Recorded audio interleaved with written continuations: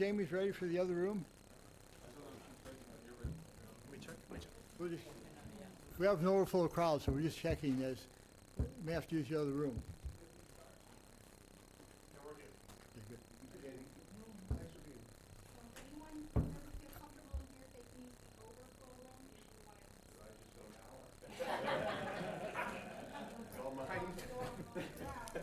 And if you feel more comfortable in there, it's a little cooler. If you still need to speak, it's in real time, you can get up and come to the podium. Thank you, Jamie. Thank you, Jamie. Good afternoon. I'd like to open the December 22nd, almost Christmas time, Affordable Housing Trust, and call the meeting to order.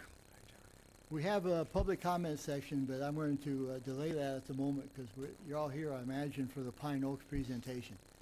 So what I'd like to do in terms of organizing the meeting is to let Pine Oaks make their presentation first, follow that with comments of those in support and those opposed to that. And what I would ask is I've gotten coming into Tom, it is definitely all you, man. I tried to turn it off, I turned off the emergency. Sorry, Larry. I wish I had that told on mine. That's a good one. Well, I would ask, I've gotten 13 emails, and I probably got 13 letters today, which I'll try to put up in the next few days on our website, so they're in the record. But many of the emails, at least, have a lot of the same subject matter. So I would appreciate it that those that want to address this do that, but please don't repeat what other people have, the points they made, just in time. I think going forward, I think our trust has, we're not going to try to relitigate ZB activity and all that. I think we have two decisions to make. One is, are we in support of the Pine Oaks 4 project? That's one item that we can move on. The second one is, do we support funding the Pine Oaks? And if so, how much?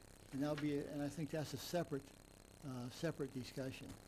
And so we'll proceed along that general threshold. I do believe, and Jeff mentioned, I said we wait to the end, but I'll go ahead and do it now, that and a couple have mentioned that we probably need another meeting at more, say, 5:30, 6 o'clock time frame to have those people have a chance to make their case before we move ahead. So I don't envision having a vote today. This is information gathering, but it'll be focused on, in my mind, those two subject matters. So as always, I'm very appreciative of the involvement of everyone in town on projects, whether you're for or against it. That's what makes Harwich so great. So we'll look forward to your discussions. With that, I'd like to start with Pine Oaks presentation of the Pine Oaks 4 project. And just be sure you identify yourself when you sit down.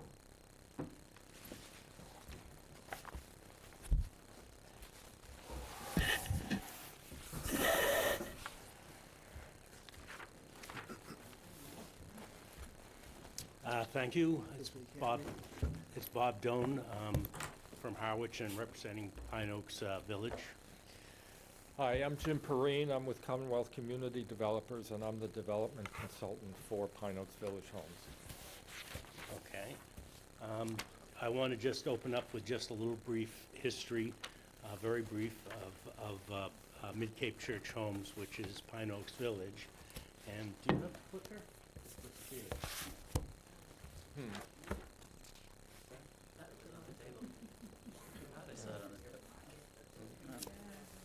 Well, We'll see if Jamie has it. oh, that's Technology. Don't look at me. I'm not going to solve any Oh, technology. I'm lucky I have the microphone on. Your coat pocket? Nope, I don't No. know if I hid it on here because I was sitting at that other room. Oh, do you need it over there? No. No, I know, thank Oh, you, sorry. thank you. Applause for Jamie. Okay. There we go. So we have a 50-year history now of bringing housing to Harwich. Back in 1975, the parson Al Roander from the First Church had a concept that there would need to be housing for seniors, and he put together a team at the church, and they developed a little working team, which they then actually incorporated as a separate organization from the church. That proceeded to start our building projects. And the first was Pine Oaks 1, which is located off Bank Street. And that was completed in 1980 with 60 apartments, all single one-bedroom apartments designated for senior housing with the affordable rate of 50% AMI or less. Pine Oaks 2 was developed in 1990 on the same property, just expanded it out. And that again, senior housing, but we also added housing for people with disabilities. And then in 2003, there was a project up in near the high school, Pine Oaks 3, which is 65 apartments, and that was done in cooperation with the town transferring the land to Pine Oaks Villages. As of today, we supply half of the affordable housing in Harwich.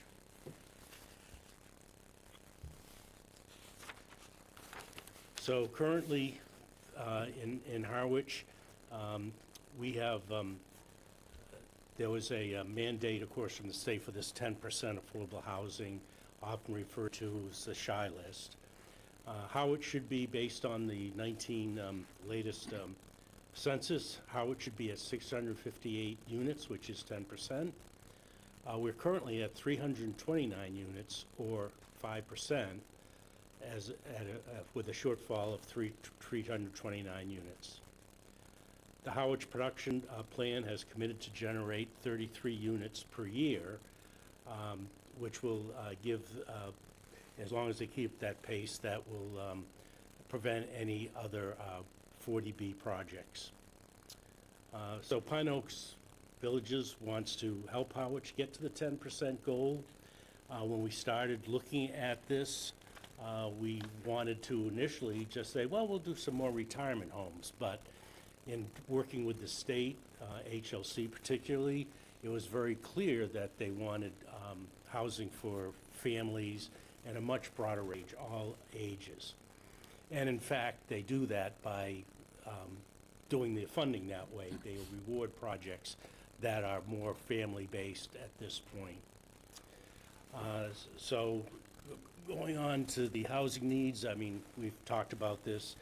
Obviously, young families, municipal employees, healthcare workers, employees of local businesses, and of course, people with disabilities.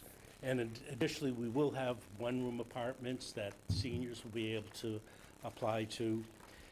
And definitely families that are overburdened by current rental rates.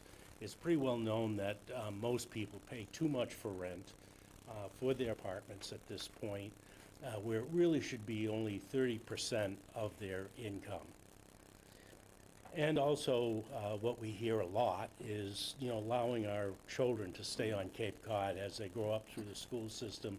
So many just can't afford to live on the Cape and have to move off. So we put together an experienced team. Development consultant was Commonwealth Community Developers, and that's Jim Perrine next to me. We hired Icon Architecture out of Cambridge. They're particularly known for their green approach, passive house, and taking advantage of all the environmental things that can help. Our civil engineer and landscape architect is Corsley Witten. They have an office in Sandwich and have done a lot of work on the Cape. Delphi Construction is our contractor, and we're using them as a consultant to keep us on course on what things cost. So we estimate out, we have an eye concept, we estimate it out, and then we find out, okay, that's too expensive and we have to change. And then we have our property manager who currently manages our property at Pine Oaks 1, 2, and 3 Hulkeen Management. And they're aiding us with coming up with what kind of management structure we'll need and how much space is needed for that to make sure we have very good management coverage. So we put together 38 acres that includes 2 improved lots in North Harwich, and those improved lots do have houses on them. One of them is rented.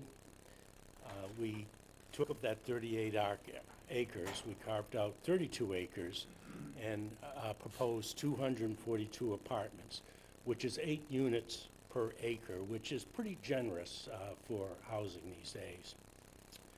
We did receive our eligibility letter from ELHLC in April of 2025, and we immediately submitted plans to the Howard CBA that we put together. And we've gone through 7 months of hearings, and then we did finally receive positive decision just on 12/12 this year with 123 conditions that they've outlined that we have to follow. I'm going to turn it over to Jim now, and he can kind of talk about the layout of the property and how we're phasing it. Good, hi. This plan that's up now shows the entire property, all of the phases. Thank you. And the sort of gray areas are not part of the project. They include a couple of the houses that Bob mentioned, and some land that we're not really sure what to do with, if anything. And then they're color-coded. It's a little hard to see on the screen, but the upper left, sort of pink color, is Phase 1. And which is what we're focusing on right now. And then far to the right is our wastewater treatment area. That also will be part of Phase 1. Each phase includes a large building, which is a sort of, a traditional apartment type layout with corridors and things like that, so one of those and 2 buildings that have townhouses in them. And the townhouses will have 2 and 3 bedroom units. The large buildings will have all of the 1 bedrooms and some 2s, and typically we have 1 3 bedroom in each large building, because that's the accessible 3 bedroom unit. We'll also have accessible 1 and 2 bedroom units in the large buildings. All of the buildings will be visitable, so somebody in the wheelchair will be able to get to every single unit. The townhouses will be just, the first floor, but all the others, they'll have access to the entire unit. It also shows in the middle sort of where our open space will be, and also our community center that will be built as part of Phase 3. And the community center will include the management office. We have a temporary office in Phase 1, but the permanent office for the management and resident services.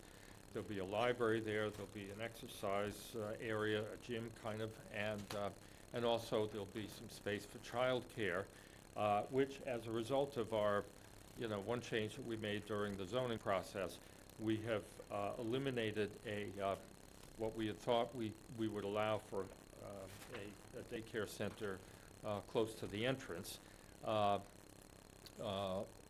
that would be open to the community, but there was a lot of concern about that creating more traffic, so we decided, okay, it makes sense to eliminate that, but we will have childcare for the residents of Pine Oaks 4. The next slide shows Phase 1. So you can see as you drive in from Queen Anne Road, you have one townhouse building with 6 units on the left of the road, which is up in this plan, and the one on the right, as you come in, is the second townhouse with 8 units. And then as you come further in, you get to the lodge building, which will have 36 units. The parking is both, there are specific lots. There's a lot on the left as you come in. There's a lot next to Townhouse 1, and then there's a lot behind the lodge building. There's also parking along the street, parallel parking, and one of the effects of that is sort of to give a place, well, number one, I think the main reason for that is it slows the traffic down a little bit. And then the next slide shows the wastewater treatment facility. We're going to have on in that pink area towards the bottom will be where the treatment building is, and a little parking for the treatment building. And then on the right are the leaching fields. So the plan for wastewater is to build this building and to put in the equipment for phase that's required for Phase 1, and then to put in the underground tanks and that sort of thing that's needed for the rest, so that we will be providing really comprehensive wastewater treatment starting from the beginning. Even though the first phase is governed by Title V, it's not what you would think of as a typical Title V septic system. It comes with complete wastewater treatment and with nitrogen reduction in particular, because we're in a zero nitrogen area. So we'll take care of that setup in Phase 1, and then in future phases we will add more equipment in the building to accommodate those phases. And we'll also comply with, when the system gets larger, we are required to implement more stringent or more frequent monitoring and put up fairly substantial cash reserves for, equipment replacement down the road, that sort of thing.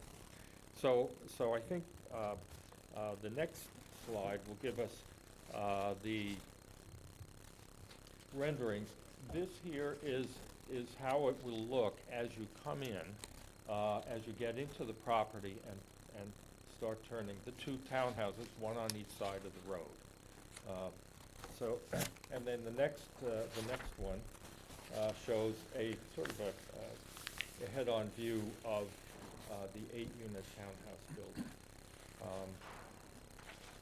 I think we tried to get it so that it's not a, let's say, so that the architecture kind of helps to break up the appearance of the building, so it doesn't look massive, and where we have, as you can see, entrances, several entrances into the building for each townhouse. And then finally, the next one is the lodge building.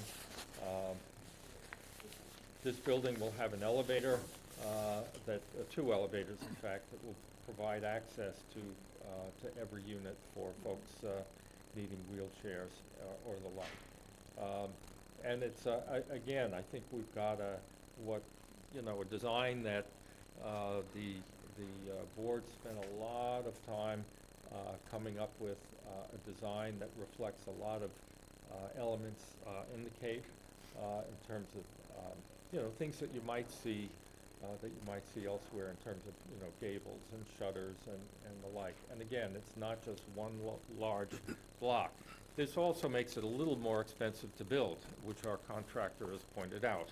If we just did a simple plain rectangular box, it would be somewhat less expensive. So we're trying to balance both a limited budget on the one hand and the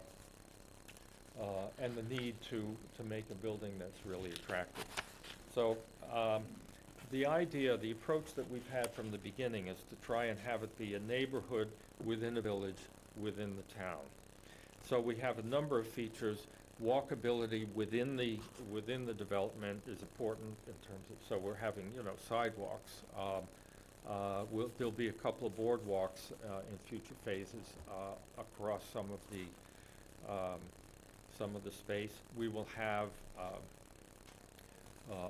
and also I might add, there'll be a lot of, a lot of, let's say, trees and, keeping the site, which I'll get into in a minute, keeping the site as natural as we can. The community center, which I talked about already, and I'll mention it also has a big activity room, it'll have a kitchen for community events and smaller meeting rooms for little groups or classes that may be available for the residents. There will be a playground right outside the community center. There'll be a picnic area, and then in the future phase we'll be having a soccer pitch, pickleball courts, and basketball. And of course there'll be walking trails, as there are now throughout the site. I'll mention the highly experienced property management team. I have done property management. I've hired property management companies. I have worked with Hall Keene on another development in Wareham, and they are really highly professional. They do a great job in terms of keeping the place attractive, keeping it well maintained, dealing with issues that might come up, and so on. And there would be a service coordinator for the residents, both in terms of creating activities for the residents in the community center and for dealing with issues that, if any of them come up, if they have needs, arranging for Meals on Wheels, for example, or referrals to healthcare and the like. And the management company will, of course, provide a 24-hour maintenance service, so they'll be available. The other thing which I want to talk about, and I think, and I'm saying this because we have felt is very important. If you think about a development that ultimately will be 242 units, but we're coming here today just for 50 units. But in terms of every aspect of the larger development, the fact that it's a larger development means that we can have wastewater treatment, for example, and take care of that, as opposed to a conventional septic system.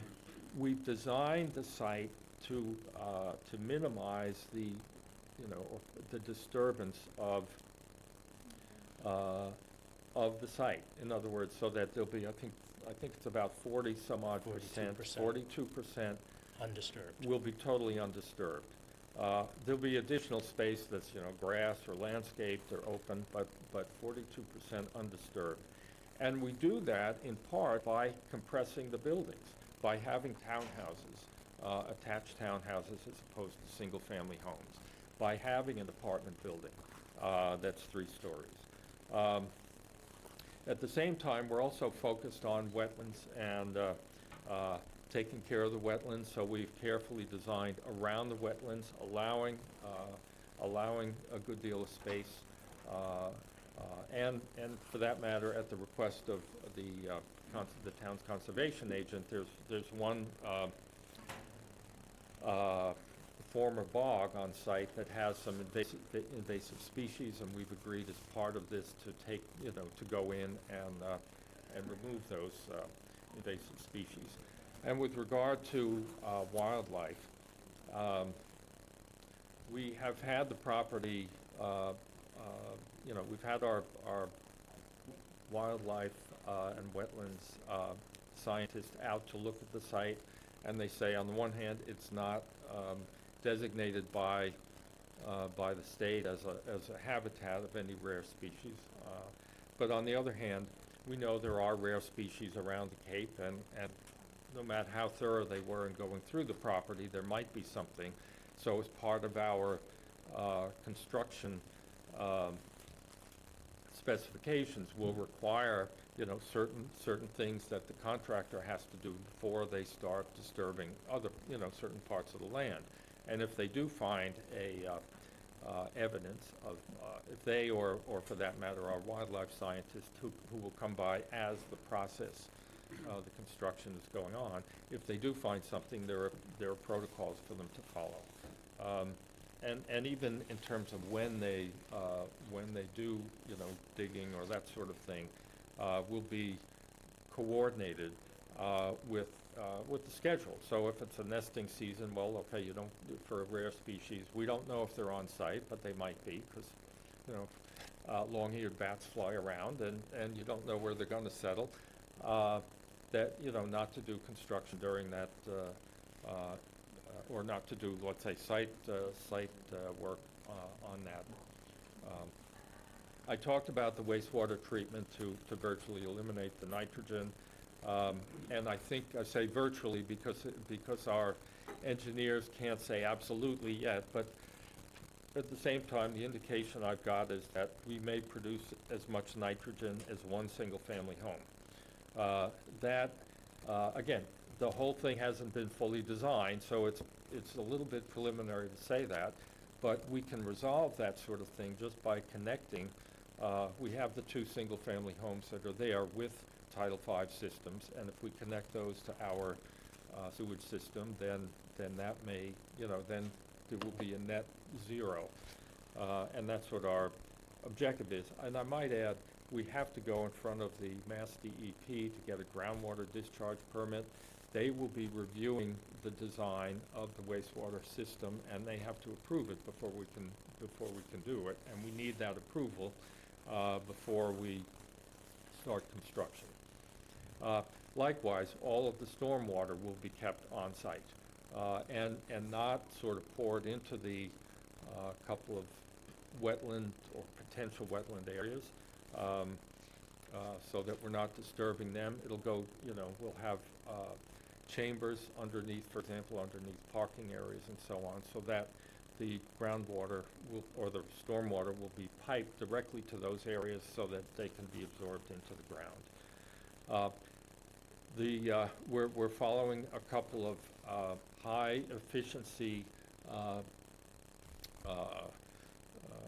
design requirements, so that passive house, which focuses on orientation of the building, insulation, careful air sealing of the property, high efficiency windows. Likely, the last project I did, we used triple glazed windows, and to minimize both the heating and the air conditioning requirements. All of the heating and air conditioning will be electric and using high efficiency heat pumps, but because we're insulating so much, the load requirement is for both heating and cooling will be less, so that the demand for electricity will be less, and we'll have some solar panels on the roofs to help with that. We'll also meet the Enterprise Green Community Standard, which is something pretty much along the same lines, but they've got some different requirements. So the objective is for us to have a low carbon footprint, which, in terms of long term is sort of the direction that all construction needs to go. So I think we've tried to come up with a development that we can be very proud of in terms of appearance, layout, amenities, site plan, conservation. All of those things I think are really important. And then layering on top of that the sort of motivation for this in the first place, which is affordable housing. I know that Bob talked about it a little bit, but we certainly know, and I think the group, when they were doing planning in the early stages, were saying businesses are finding it hard to find people to work. The medical field is finding it hard to get people, from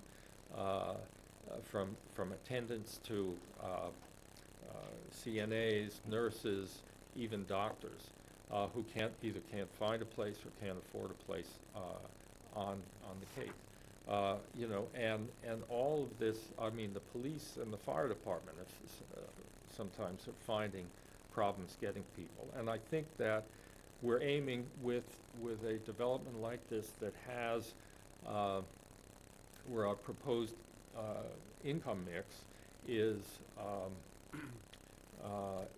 you know, comes from the very lowest up to 110% of the area median income. We're trying to have tiers for each so that we get a true mixed income community that reflects, you know, the need and also the you know, the residents. If you think about Harwich, you know, how it may have been 30 or 40 years ago, when people didn't need to be affluent to buy a house.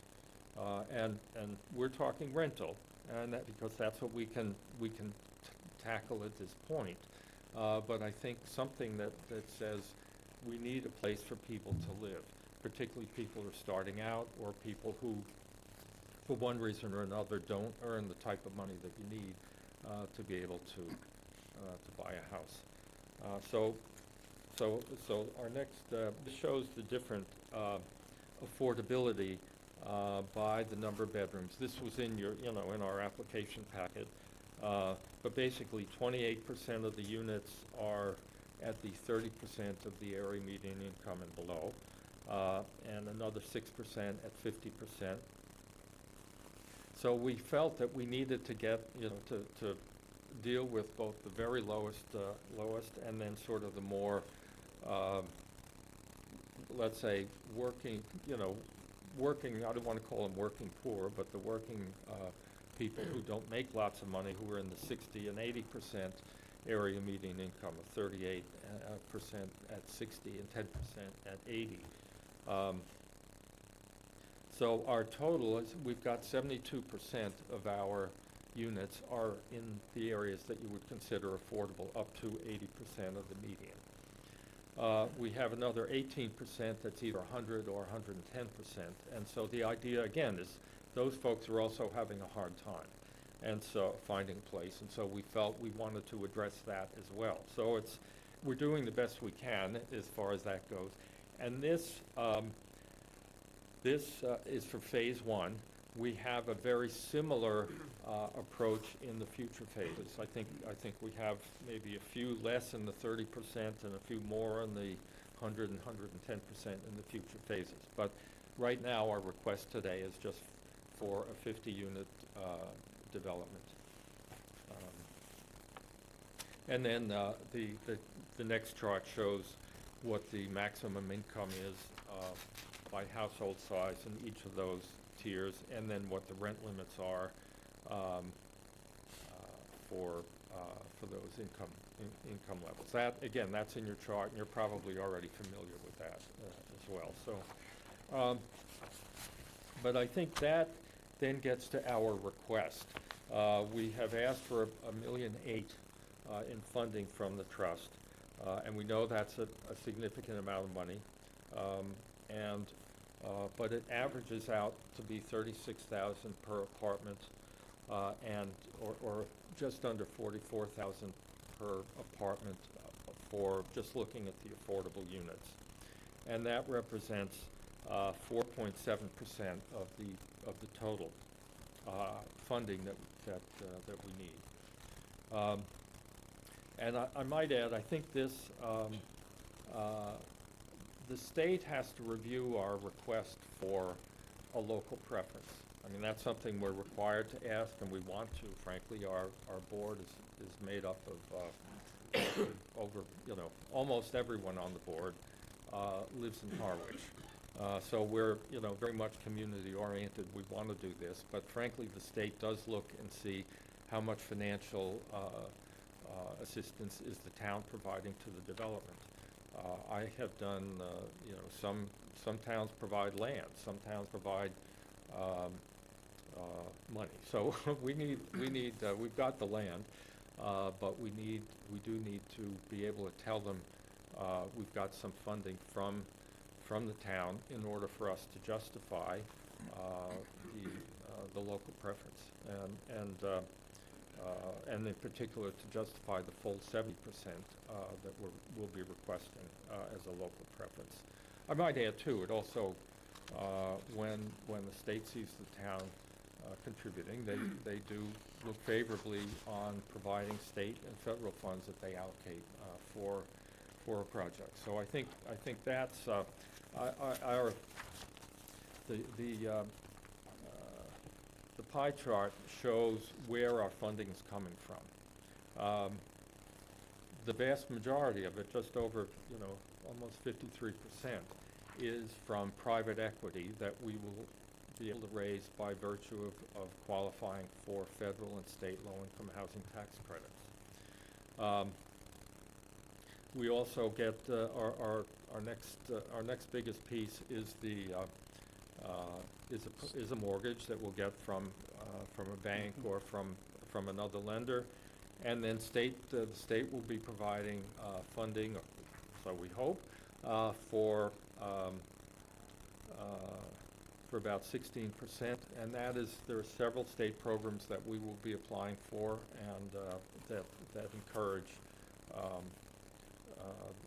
the creation of mixed income housing.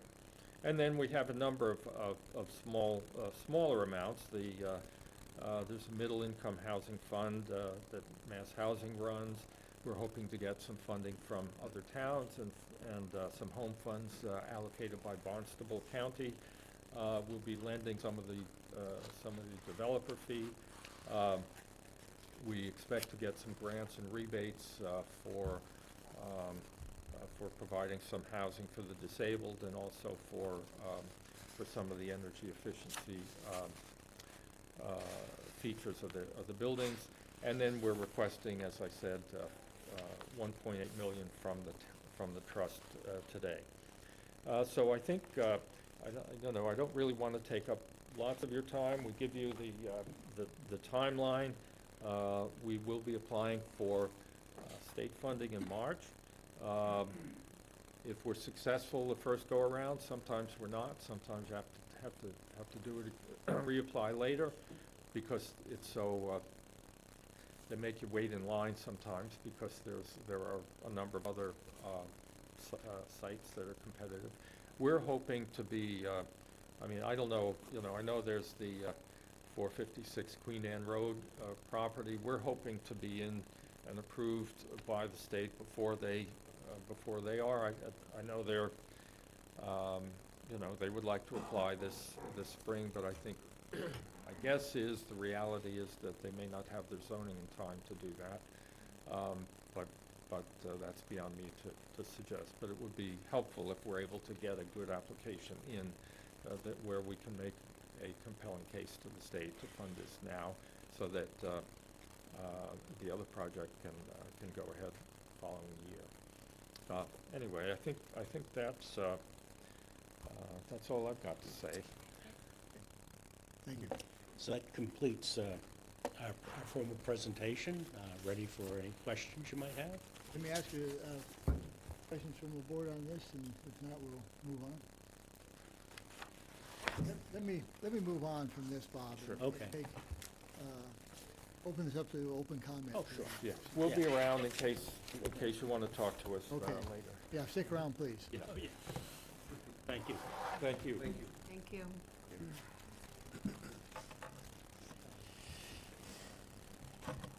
Identify yourself. Lou Urbano. I'm going to thank you for allowing me to be here. I don't think I'm I'm a new face to this group. I think I've been in front of you once before, so does that give me the permission to call you Larry? It does. Thank you, sir. Then I got to ask you one more question, Larry. You said that you wanted comments either pro or against. I did, Well, yes. I'm not here either pro or against. Does that mean I have to get out? We'll let you speak. All right, thank you.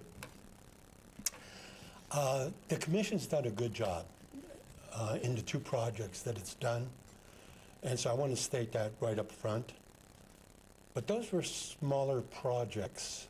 This is a rather large project, and I think requires a little different viewpoint and perhaps due diligence. I'm an elected official first in the town, and I'm on the Charter Commission that's reviewing town governance. So these issues are top of mind to me. I've also just recently finished a book on the pitfalls of starting a business with particular focus on franchising. For these reasons, proper due diligence and governance are especially important to me. Although I serve on the Harwich Charter Commission, I am speaking solely as a private citizen. I state this out of an abundance of caution. My purpose here is to point out to the trust members, from a layman's point of view, the following.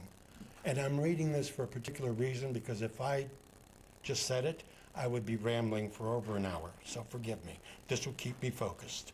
Thank you. Thank you, Lou. Jeff just reminded me, I'd like to keep your remarks limited to 3 minutes. Yes, sir, I'll do that. Now, when does the 3 minutes start? You've got 18 seconds. I want to clarify the legal role of the Municipal Housing Trust in Massachusetts under MGL Chapter 14, Section 55C. I learned to say that from my past administrator. The Housing Trust is a separate legal entity from the town. Trustees' primarily fiduciary duty is to the trust itself and its mission of creating or supporting affordable housing, not directly to the town's taxpayers. That's your mission. And the housing project that's brought before you clearly fits that mission. The fiduciary duty requires trustees to act carefully, responsibly, and in good faith. Even though the trust is legally separate, its responsible decision-making requires consideration of indirect impacts on the town. If a funded project is likely to create substantial increases in town services, such as schools, public safety, or public works, those impacts should be evaluated as part of the due diligence. Failing to assess foreseeable impacts could be viewed as neglecting due diligence and may raise fiduciary concerns. In my opinion, the creation of the trust shifted decision-making away from the direct vote of residents and replaced it with a heightened fiduciary responsibility for each and every one of the trust members. For that reason, I believe it would be prudent for the trust to obtain independent legal, financial, and professionals, and counsel, by the way, ignoring obvious risks that could expose the trust and potentially individual trustees to unnecessary risk. I encourage the trust to seek independent legal advice. It has the authority to do so. I would like to move on to the issue of due diligence.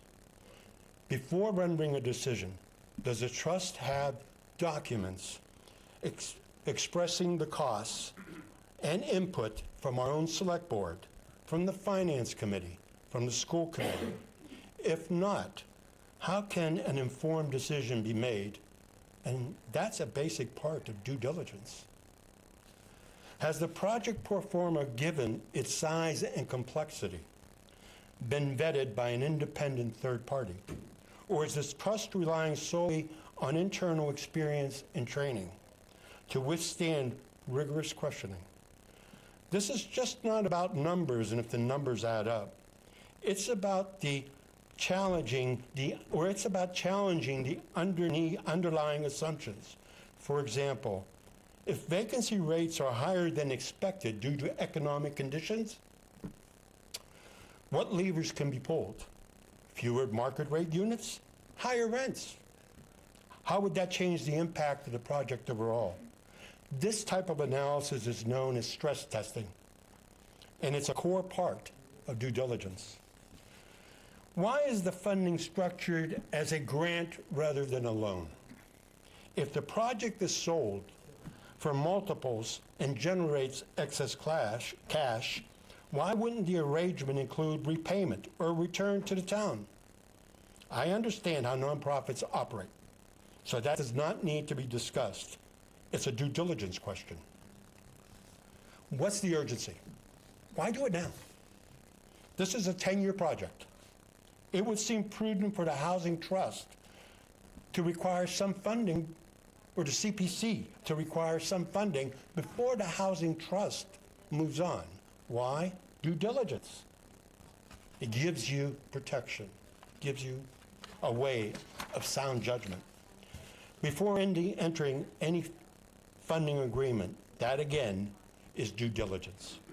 Would it be prudent to require as a condition before any trust takes action, at least a minimum loan amount from a bank, from a financial institution, a bank? That would provide assurance that proper independent due diligence is accomplished. Because if you go to a bank, ladies and gentlemen, and those figures in any way are misleading, they have a very simple way of correcting it. It's called the federal government. That's due diligence. Finally, are contingency funds available in this whole project?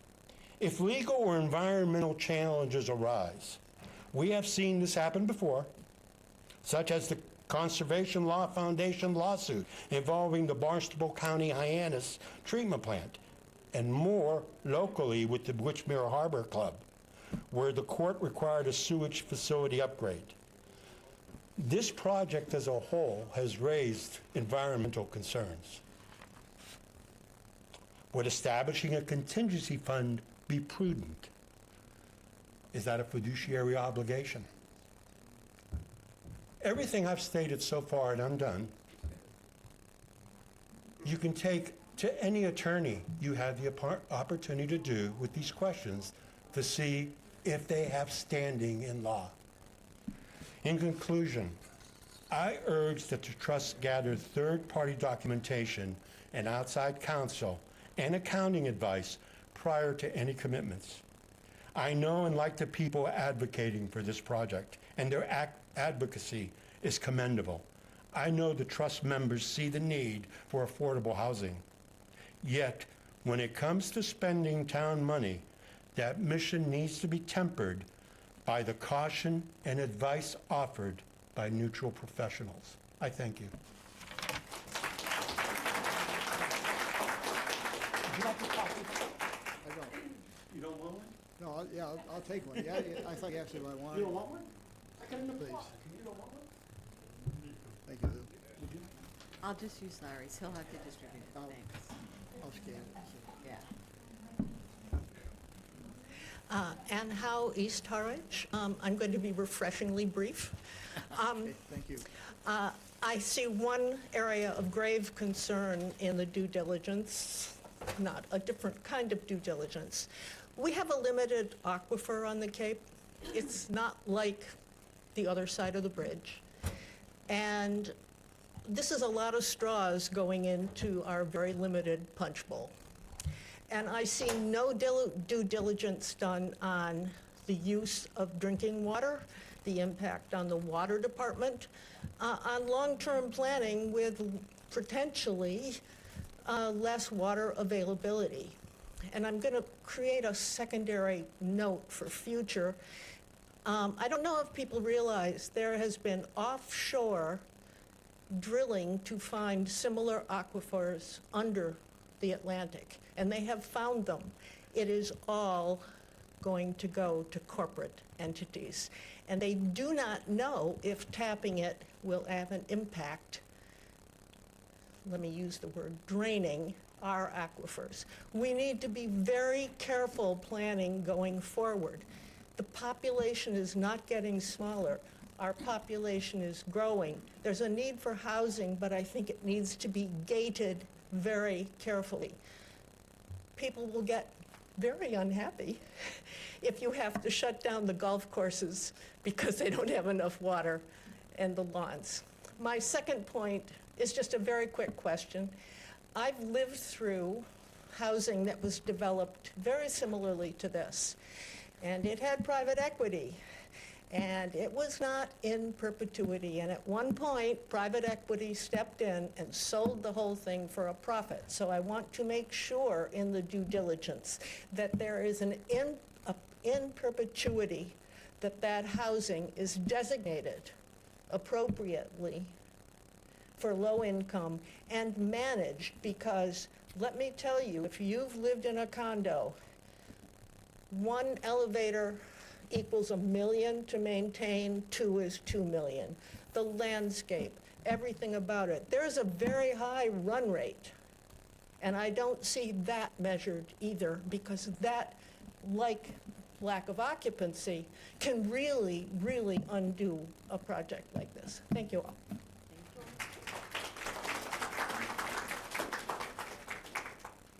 Hi, I'm Christine Trubicki Guy. I live at 448 Main Street in North Harwich. I'm reading a statement from my husband because he could not be here today because he's working. I object to community funds being allocated to a project that is not integrated into a community. The site of this project is remotely situated away from the center of town, in an industrial corridor, miles from any community or retail services. It will effectively create a segregated colony, disconnected from the community at large. This is neither the spirit nor the intent of 40B. The purpose of 40B is to make affordable housing an integral part of the community. Please do not allocate community funds to create a segregated colony. Thank you.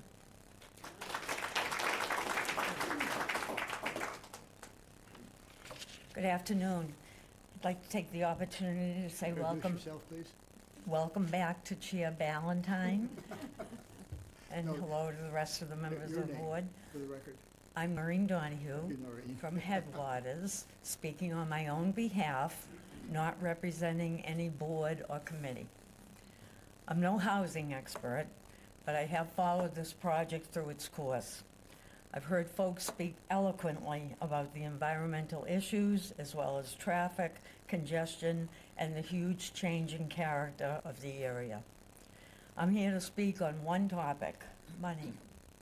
Money, traffic, and roads. My understanding is that the ZBA were limited in how much they could take traffic into consideration while deciding on this project. I also heard it said that we'll be required to bring these roads up to speed to accommodate the increase from the residents in this project. That rehabilitation of the roads would have to be a town project and expense. For the sake of discussion, let's just say it would cost about $5 million to improve those roads. Right now, we have $70 million unauthorized and unissued debt accumulated from sewer projects. That means that's debt that has not hit your tax bills. The first lump will hit in about a year and a half. That'll be about $42 million. And then about a year later, the $30 million will hit. In the meantime, we have various harbor, building, and equipment obligations already committed, already voted. Plus, we have future needs that will be announced on our capital plan tonight for harbors and DPWs. Total those up. This doesn't count the debt we're paying on right now. Total these up, and we've hit $100 million. This is not the time to be spending money on this project. What about any unintended expenses that might be encountered from the 456 Queen Anne project if we deplete the funds with this? What about future monies for any ADUs or smaller projects? If you spend this money, the public needs to see a 5-year business plan from the Affordable Housing Trust showing us how you plan to go forward over the next 5 years. Because we can all say this is a one-time, one-year request, and, you know, I could be thin and blonde, as Mary Anderson used to say, too. You know, that's not going to happen. Finally, when folks voted to approve the transfer of funds to the Affordable Housing Trust, whether it came from CPA, hotel taxes, or direct appropriations, it all went forward through town meeting approval. And we didn't intend this. You know we didn't. Thank you.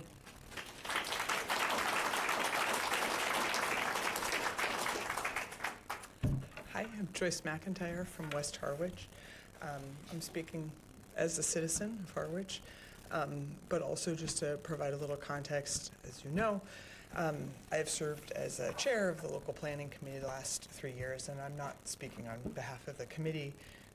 Our meetings are public and well documented, and you're in receipt of a copy of the letter the committee did put together in regards to the comprehensive plan and the housing production plan as a committee. But I have had the privilege of listening to the town in probably an unprecedented way in the last 3 years, both in these kind of meetings, in sort of qualitative data, quantitative data.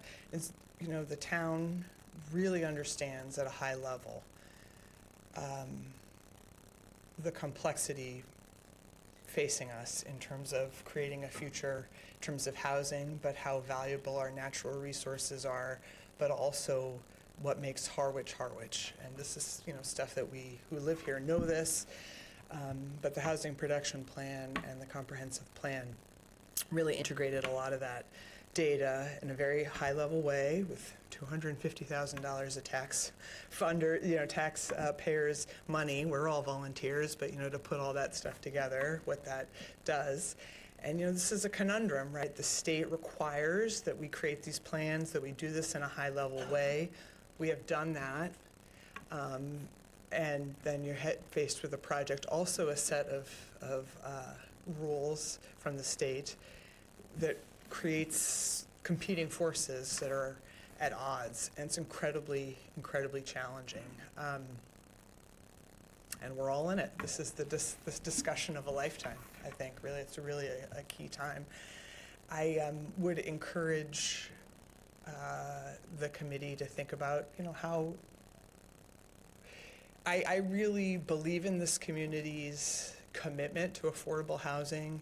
And I think most of us are straight shooters in Harwich. Like, what you see is what you should get. And folks were really honest with us about that. Like, yes, we want to create a future for our children that looks environmentally sound, that has equal economic opportunity. And what does this look like in Harwich?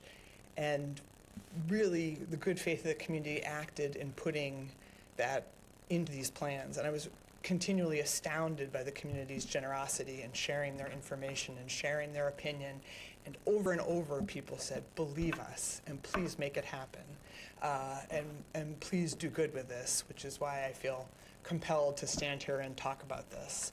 So, you know, those plans are big, but they're also very transparent. So please take the time to, you know, look at them and believe us, you know, and I'm speaking on behalf of the community for that. And,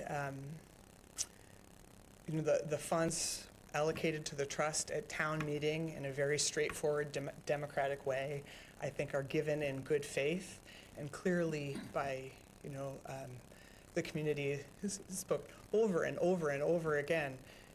This is what we think is good. This is what we don't think is good. And I would encourage you to spend the money in sort of consistent with that, which is not, you know, kind of go back to, in conclusion, you know, I think if I were to guess, speculate, having spent so much time with all of you here over a lifetime, but also very intensely in 3 years, is that Harwich supports affordable housing, but does not support this kind of project that takes 35 acres sitting on Herring River in what we know to be a historically environmental justice neighborhood, if you want to use those progressive terms. We know is a historical area of landholding. 35 acres with no sidewalks, roads that are heavily traveled with 2 projects, developmental projects on either end, one in Dennis, one on the other end. It just doesn't add up. It doesn't make sense. And that's, I think, why everyone is here today, again, speaking on behalf of myself, so, and having listened to everyone. So you can be for affordable housing and not for this project. I shouldn't just walk away. Do you have questions? No? Okay.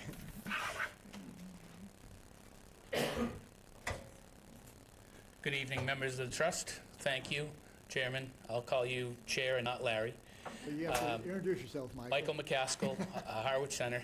Thank you. So many things to say, and I wish I had the opportunity that the applicants had as they gave you their sales pitch. There are so many holes in that sales pitch. I would recommend, at least to the trust members, to go back through even the ZBA meetings.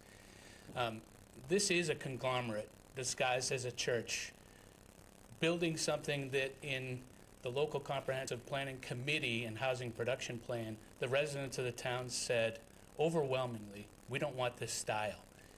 You folks are doing an amazing job with housing right now. I don't have to tell you, you know, and you've been told before.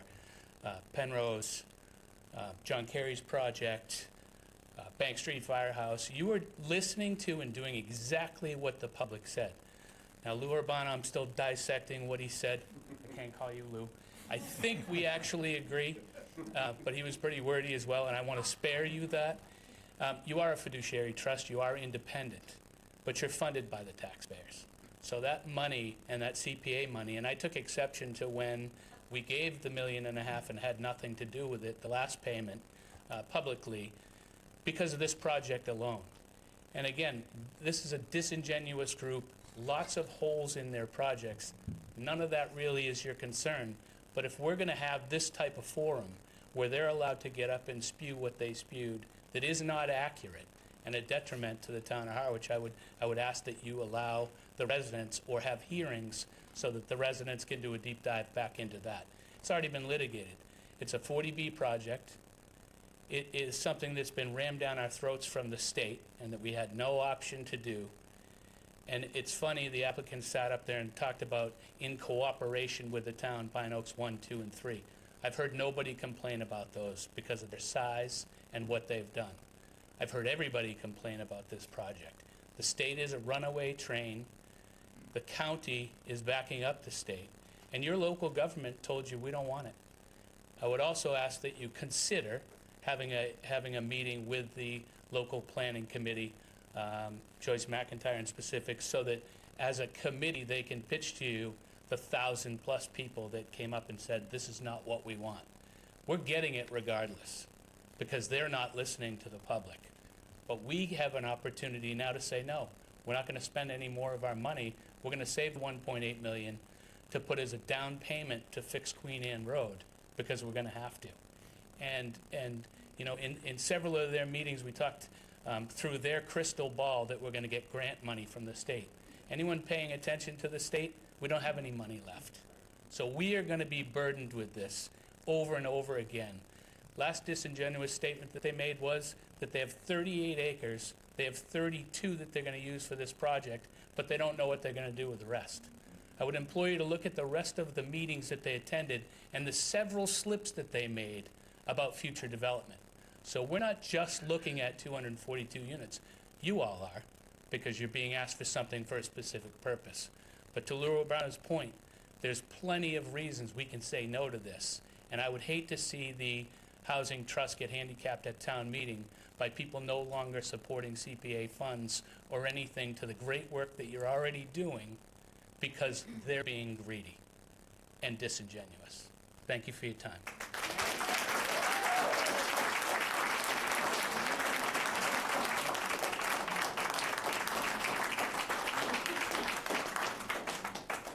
Hello, my name is Mary Nickerson. I'm just a citizen. I live on Queen Anne Road.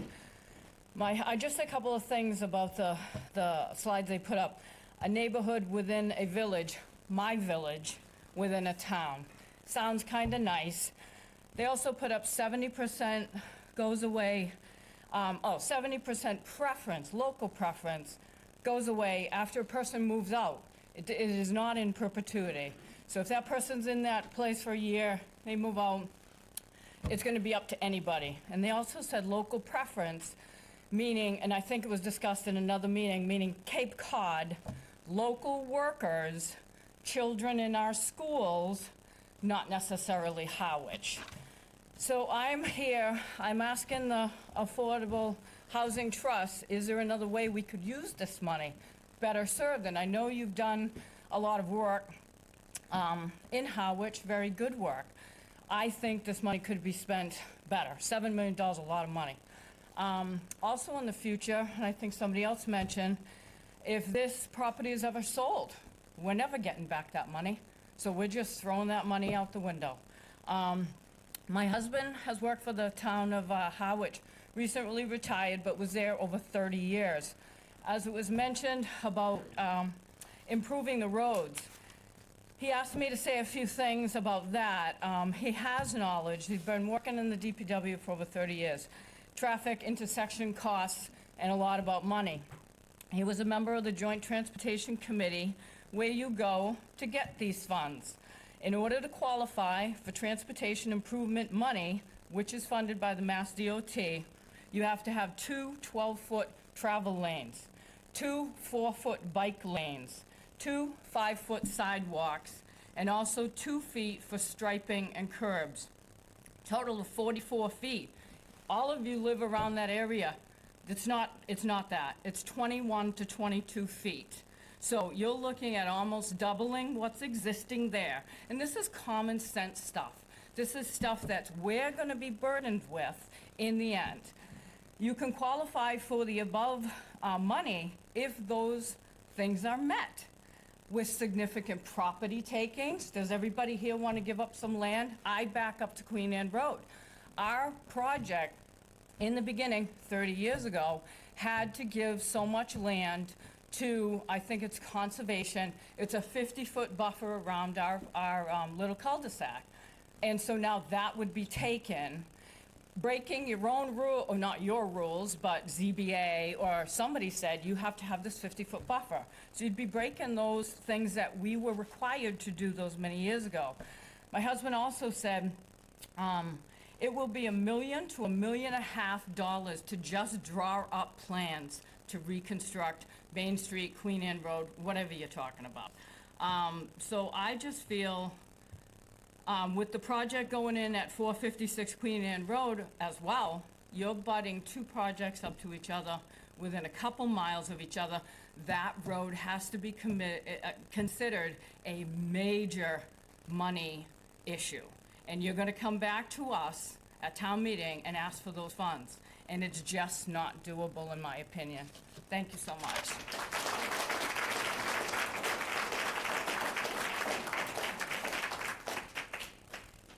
Anyone else for comment?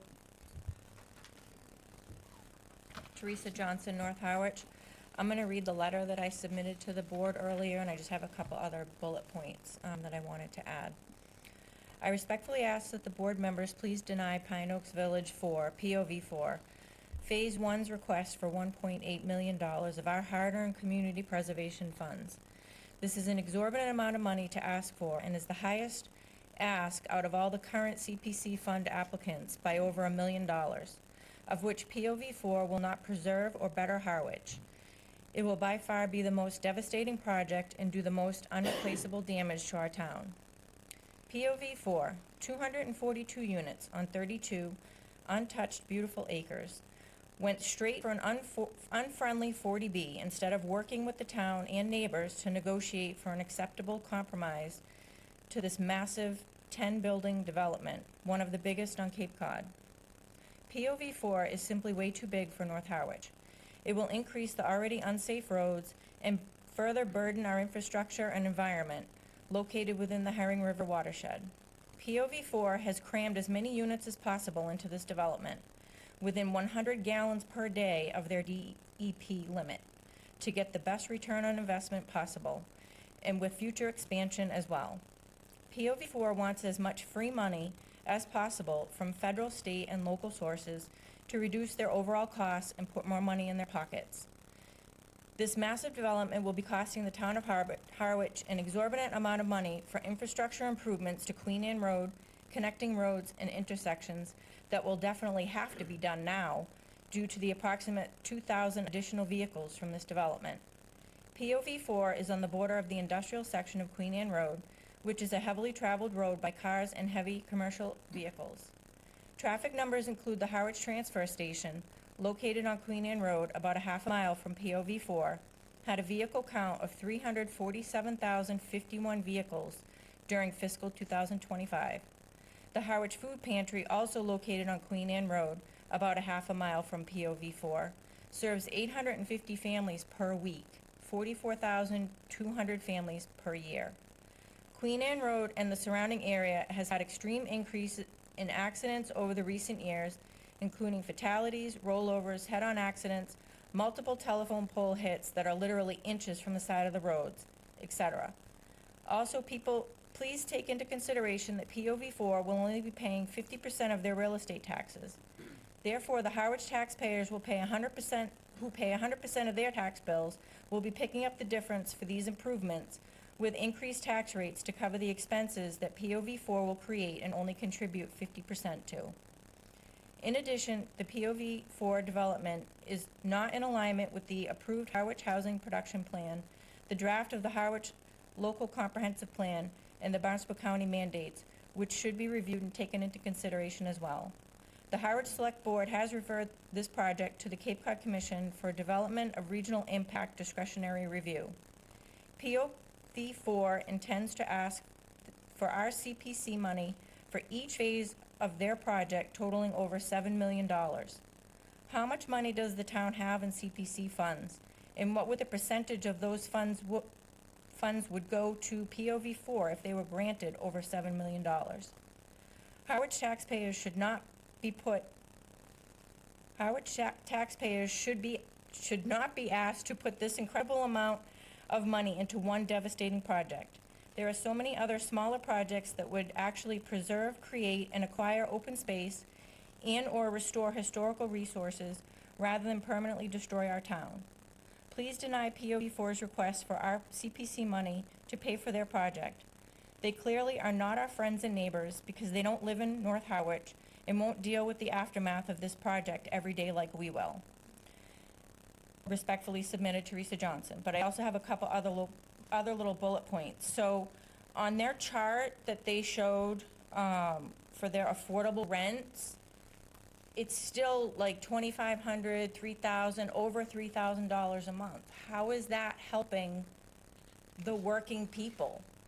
It's not. It's keeping these people rent poor. They're never going to be able to afford to buy a home if their rent is $3,000 in this massive facility that they're asking for $7 million of our tax money. Another point, someone else also brought up, you know, we're going to give them $7 million of our CPC money to help fund their project, but what happens if it sells like Hanover Hyannis just did for billions of dollars? We throw our tax money out the window and the taxpayers still have to pay. And then the local preference, you know, it's only local preference on the first round. Once the people move out, then it's open to anyone in Massachusetts, which isn't fair either. They're destroying Harwich. Why shouldn't Harwich residents have the option to rent these places forever, as long as they own it, because they're just gonna sell it? Thank you.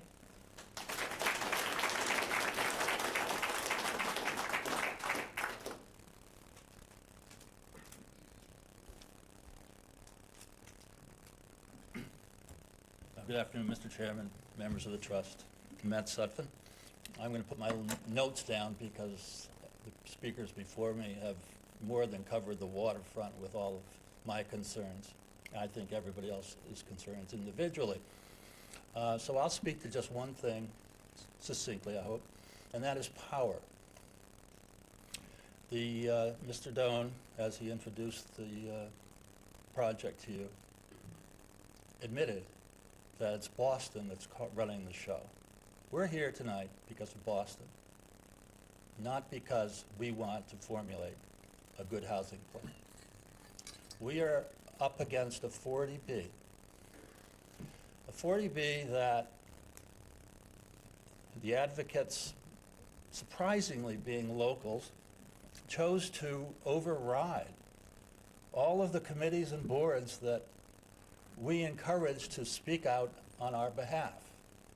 Basically, there are several board and committee members throughout this town who have a conflict.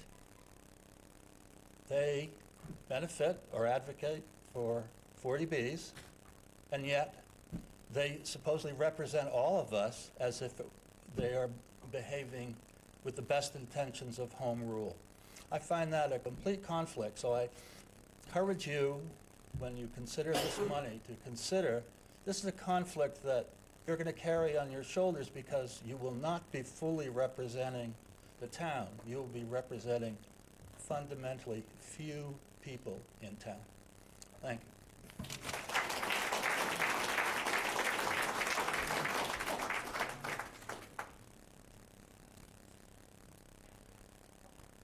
Yeah, hello, good afternoon, Patrick Otten, East Harwich. Yes, East Harwich, not North Harwich, but East Harwich. Is there any way that you have recorded the participants in this room and the next room? Is this part of your record? Why Big these part of the people? record. You It's have being- all these names and the count and the number of people? Why they're here? Well, that, but we are videotaping we are recording this, and we'll have it. Yeah, you're recording individuals, but do you have a count of the number? I do not. Mr. Chair, point of order, not We're part not- of where we're going. I understand where you're going, Patrick, Well, but that's not common practice in any of our meetings. Well, I just think it's important to recognize who's here and why we're here. Go ahead, excuse me, go ahead and make your point. All right, so, good. Interesting. For a corporation that did not engage the town, went the 40B route, ignoring and bypassing all regulations and residents' concerns, now wanting taxpayer dollars to pay for their project. Please say no. Thank you.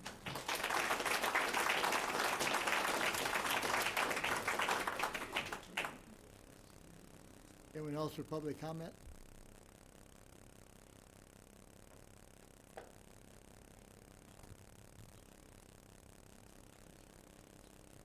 Hi, I'm Jennifer Dennehy, resident of Harwich, and we've heard so many different topics, and the roads are a big topic for everyone. Environment, schools, utilities, all of that. I'm just, my concern is, another concern I have is Route 6. I live at exit 11, or 85. You're a true Harvard I don't know what number I live at. So anyways, I get on the highway or Route 6 a couple times a day for my job. And depending on the time of day, if it's not work hours, like if I go really early, or maybe around noon, or after 6, I can go west. But otherwise, I can't. I go to Willow Street all the time.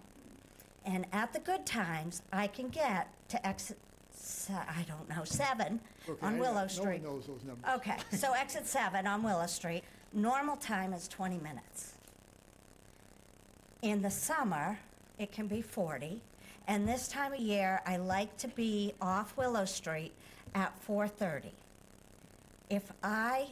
When I go at 4:30, I have to leave at 3:45 to get to my appointment right off Willow Street at 4:30. So what I'm saying by that is think of all of the people that live from exit 11 throughout the rest of the Cape that use Route 6 to transport to the hospital. I see those poor ambulances every day that get stuck and bogged at exit 10. It's horrible. It should not take me 45 minutes to get to exit 7 from exit 11. And that's talking about the entire Cape, going from P-Town through the double lanes. And we're never going to widen that. So what is going to be addressed? And how is that going to be addressed? Because that does affect the rest of the Cape. So I just wanted to point that out. Thank you.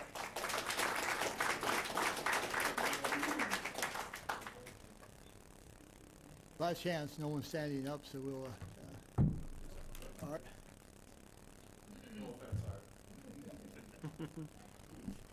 Good afternoon, Art Bowden, and I'm here to speak as a housing advocate. I got I've heard some comments today that I have never heard before. And I always listen for a new comment, either for or against. I'm for. So that's why I'm the last guy up, last guy standing. And I wrote a bunch of things down here, and before I get to my final comment, I just have to basically rebuttal. Not everyone is in this room. I heard that. Everyone's in this room. The last count, I think, is around 12, 13,000 people full-time on Cape Cod. In Harwich, In Harwich, I mean. I'm sorry. yes. Not everyone's in this room. Okay. Unfriendly 40B? No, it was a friendly 40B. You know? The problem with 40B is there's only a handful of people that actually know what 40B is. And we just went through the process on Pine Oaks 4. How many sessions? 7, 8 sessions, zoning board of appeals. And the chair, to his benefit, gave basically before every meeting a little synopsis on what 40B is and what the parameters are, what the guardrails were, and what's on the table. And most of the stuff that was talked about here today is not on the table. This board here, the Housing Trust,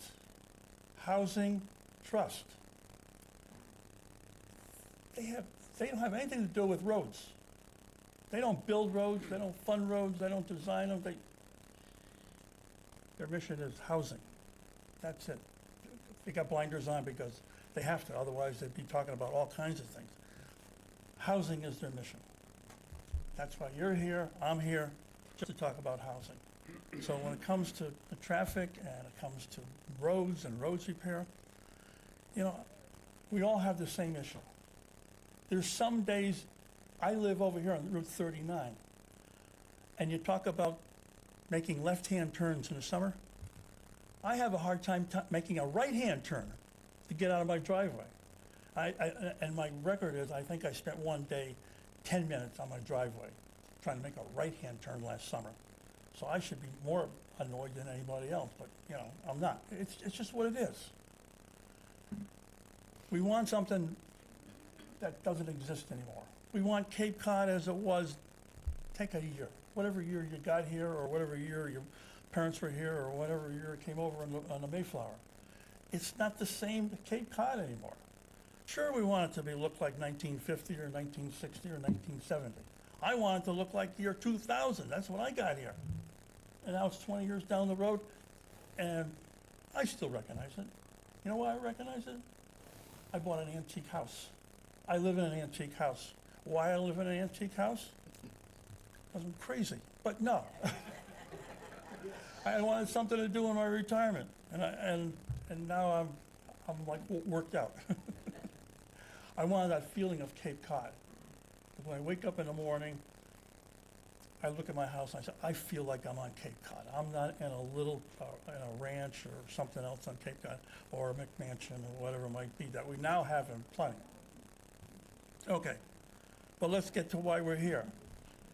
We're here for this board here, to listen to Pine Oaks' petition for funding. And funding is another way to demonstrate, one, that the town is behind this project. You know, that $1.8 million, I'll tell you folks, it isn't going to pay for this project.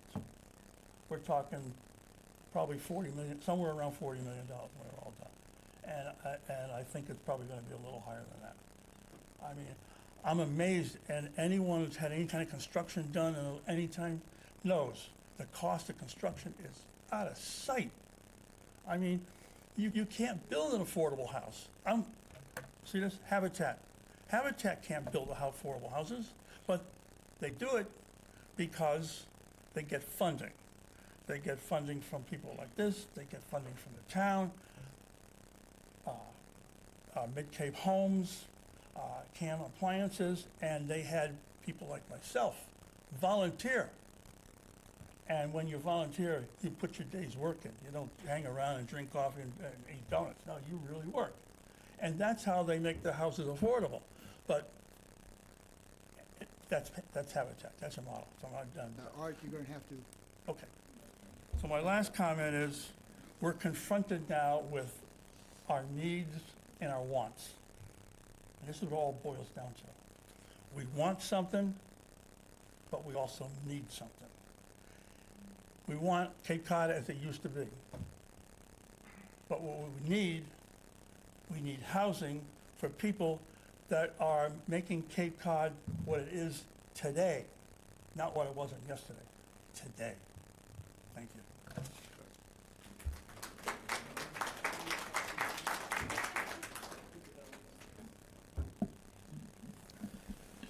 Hello.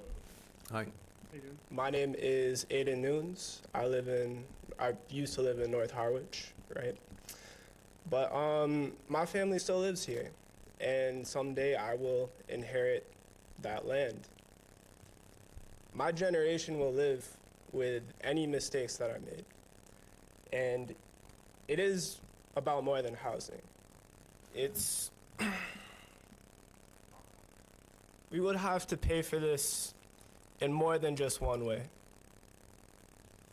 And I don't trust them. You've heard all our arguments. You've heard how we feel. I don't understand how this could move forward after that. We're passionate about this place. We live here. We have deep connections to this land, and we hope that you hear us. Thank you.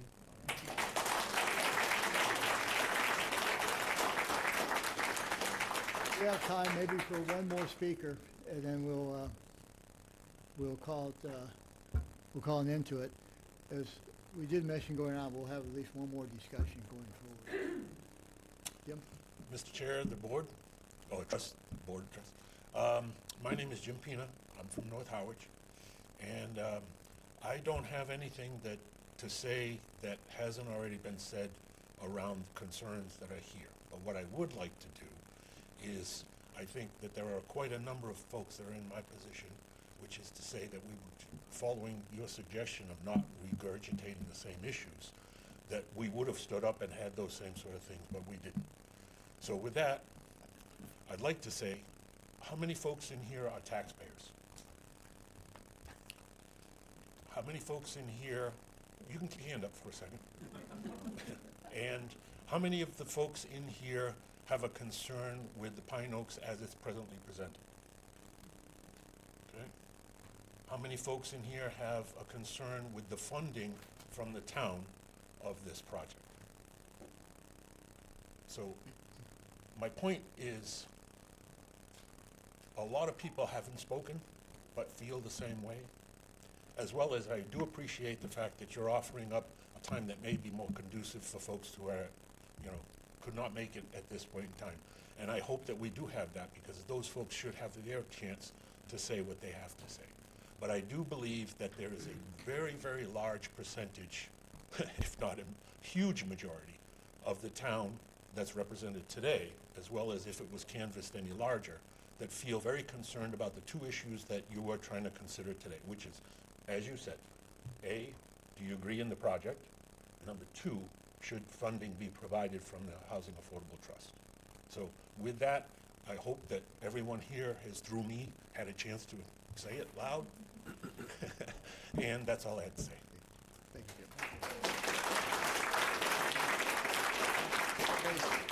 With that, we'll close the public comment. And then we just thank you again for your comments. We've certainly listened to them. I don't know how much to add right now. We'll have more discussions. I will say that the reason I started this discussion about, I see it as being two decisions. One is our general support. The second is funding, because we do have very limited funds. And so that's going to be a major part of our discussion is, if we do support, what's our next step? And we'll continue that on with our committee after we have more hearings. But with that, comments, Jeff?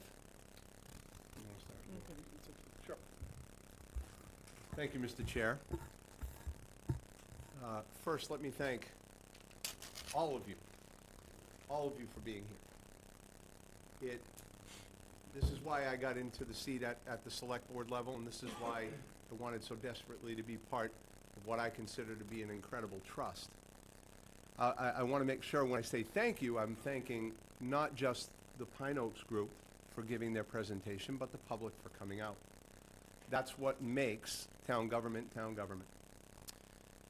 I will have questions for the applicants, if they wouldn't mind just coming back, Mr. Chair, if that's okay? That's okay? Yeah. Sure.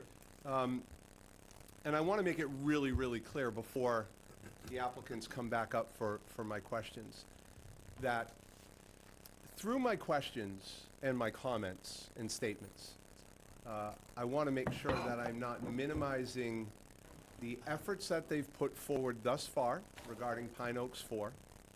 And I also want to make sure that we don't minimize the work and the effort that they've put forward in the past with Pine Oaks 1, 2, and 3. So with that being said, certainly I acknowledge there's a housing crisis that we have, not just here in Harwich, but Cape-wide. I understand it, and I understand it better every day as not only a taxpayer, but a father of some kids who find it difficult to live here. And I think a lot of us are in that position. I'm on this housing trust on purpose. I want to work hard. I want to be part of the solution. One speaker mentioned that we're doing a pretty good job. I'd say so. But there's always more work to be done. And this trust is here for the public to do that work. One speaker mentioned that we are a fiduciary, and I couldn't agree more. We have clear goals and objectives.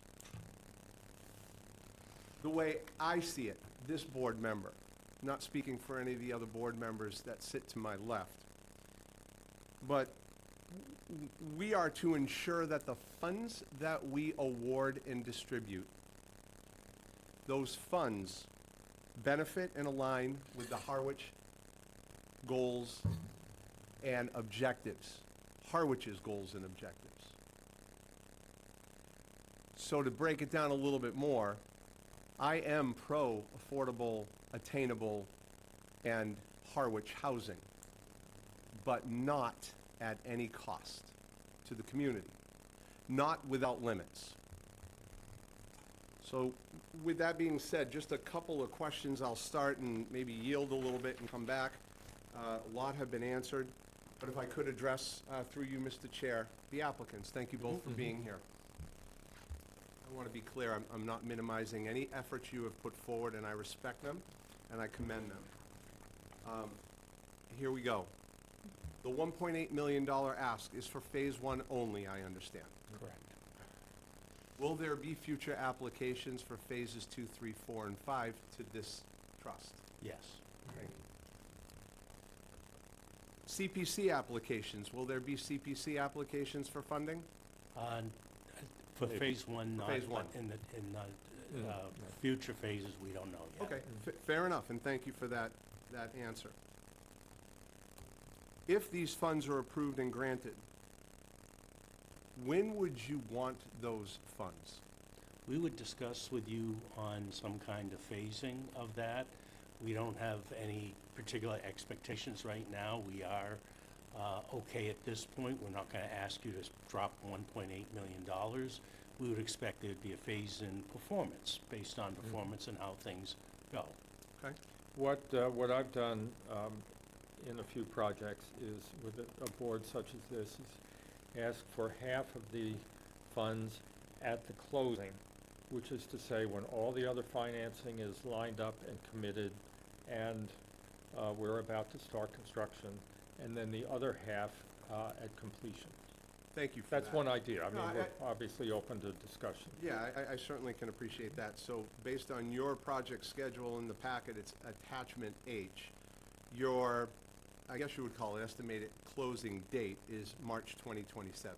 Would Right. that be fair? Yes. And you would, as you just stated, I believe, you would hope for half at that point in time.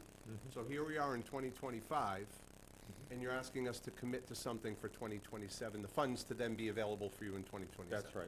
Just making sure I understand it all, and thank you. I just read the state is $30 million short. The Boston Housing Authority is unable to fully pay rent to their Section 8 landlords due to federal funding issues. Has this affected any of your other projects, Pine Oaks 1, 2, 3, and 4? No, Federal funding has not hit you at all? not yet. Not yet. Certainly not. Not yet. Thank you. Will this project move forward without our funding? We don't know what shape it will be in at that point. Thank you.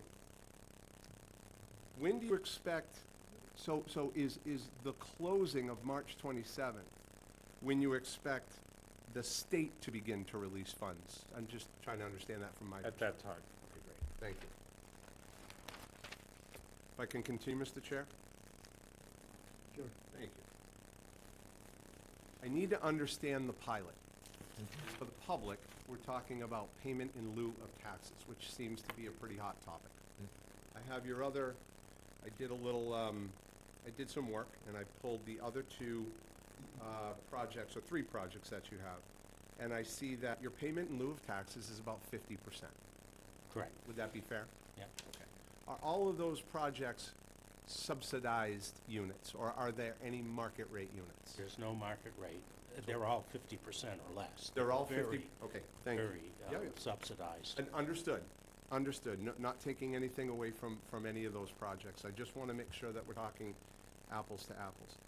In your pro forma, we'll call it your income and expenses, you have a real estate tax pilot, again, payment in lieu of taxes, of 75%. Or a total of $34,000 I see in your line item. I need to understand, is that 75%, you will pay 75% of 100%, or you will pay 25% of 100%? It would be 75%, but that said, that's a budget, and we need to see what both what the town's policy is and what the assessors typically do for affordable housing, and saying, here's our situation, and, if you can give us some guidance, then fine. Now, that said, I think we recognize that we have a portion of our units that are, let's say, above the 80%. And so that's why we're thinking along, roughly those lines. Okay, so if I could continue on that line, just so I understand this better, you'd have to go before the select board to get your pilot request approved. Yeah. Okay. Would your pilot request, because this is now both market rate units as well as subsidized units, 60% and under is subsidized, 80% and above is out of pocket to the renter, if that's correct. Would you be seeking the payment in lieu of taxes for all units or just the subsidized units? Can you clarify, you Yeah. said market rate, and 80% and above. that's not market rate. Okay. Non-subsidized units. Better way to Well, put it's it. not, I think we have. And this is why I'm asking. I just Yeah, want to no, I understand. get it. I think we have both subsidized units and units that are income and rent restricted, where the person comes in and pays the rent, but it's not getting a separate subsidy. So I would say, I would say to the assessors and ultimately to the select board, here's what our income is, here's what our expenses are, and look at it as sort of an overall picture, and that way you have 100% of the information that we have, and then So- and then to say, we understand that the ones that are at the higher levels, AMI may not need that kind of a kind of help on the taxes. So just to be clear, I heard what you said correctly. Yeah. 80, 100, and 100% AMI receives no subsidy. But That- they're lower value That's right. rental units Yes. than market rate. That's right. So my error was I was calling them market rate. Yeah. But in fact, I was half right, which is usually the case.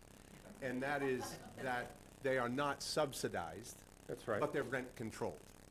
In effect, I In might add, effect. the 60% units typically, some may be subsidized, most probably won't be. But the rents are limited. Right. And so that's the. Understood. So it's, I'm happy to yield to my colleague, Mr. Chair. I think he has a question, and Yeah, then I'd like so- to continue if I could. Go So ahead. just for clarity, when you get to the 100 and the 110, that is based off the AMI. AMI, correct. So they So are that's gonna where the be, rent when they say the rent control, that's Right. where they're getting that number from. So my simple, now that I understand it a little bit better, my simple question is, would you be asking for tax reduction on the units that are not subsidized when you provide, when you come to the town, the I select? guess I get an issue with the word subsidized. I don't Okay. know what you mean by Okay, that. okay, fair enough, I'll move on.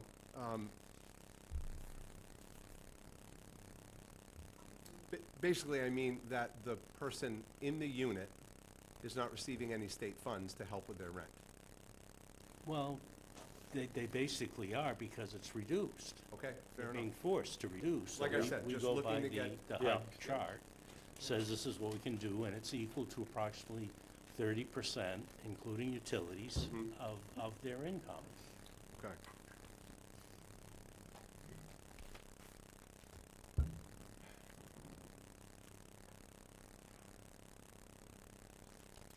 As a matter of just a basic question, reading through your income summary and looking at your expense side, the expense side, you'll have, just for example, admin payroll, 66,000, but then you've got 1,320 units. What is a unit? What does a unit represent on your spreadsheet? yeah, where is that? If you look at the document in the packet, Right. Pine Oaks Village 1, Phase 1, income and expense. Mhm. Start with the first one, contracts, $14,000, $14,000, top of the page. See it? Yeah. Cool, thank you. So $14,000, you've got that at 280 units. What is a unit? Yeah, that.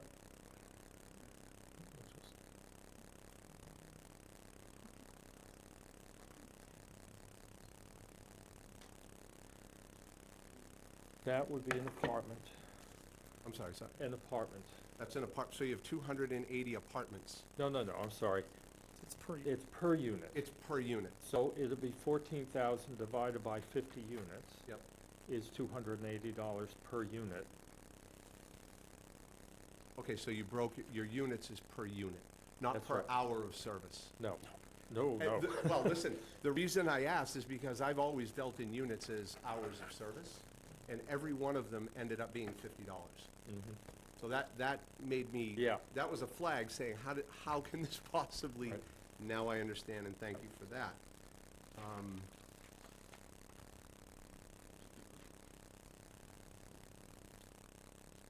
Mr. Chair, I'll yield, but I'd like to reserve time to come back if I could. Okay. Thank you. Yeah, because we are gonna have to end about 3:15. I think so, right, so we can go with Claudia.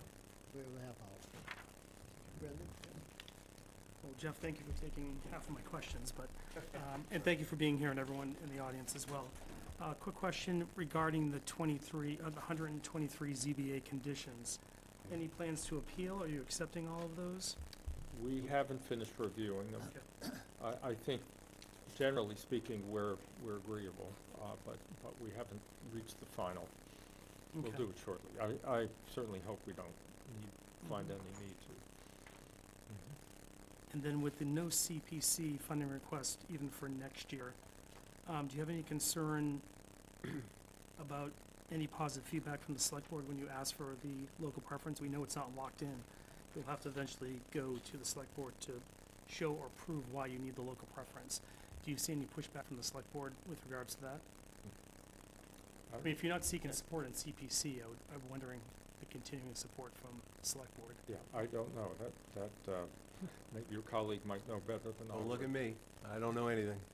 But One of you're saying, five. excuse me, you say the 70%. preference, right? Well, the local preference. Well, you know, why would not the town want that? I mean, they could say, no, we want only 20%, I suppose. Okay. And that's perfectly fine. Thank you But 70% is the maximum you can ask for local preference. I'm sorry, I'm just going through my questions that are jumping around. And does your pro forma reflect any potential shortages for the building fee permits that are going to be increasing for next year?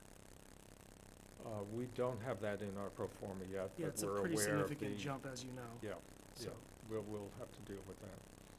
I might add, we do have a modest contingency in there. But this is just the budget, so we'll, you know, construction costs may change, et cetera, et cetera. I think I'm good, Larry. Okay, thank you. Claudia? Thank you. So kind of following up on previous questions, so the 1.8 million phase one,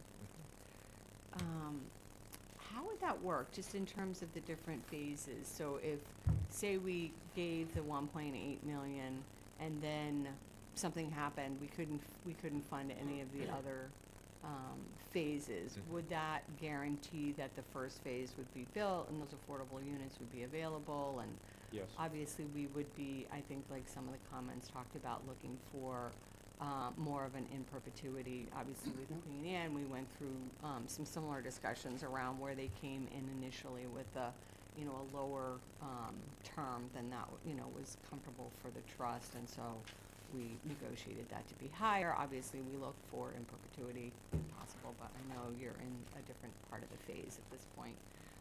Okay, so that would be, if that was given, we would guarantee that that would be done and completed, that part of the project. Yes. Okay. Well, phase one.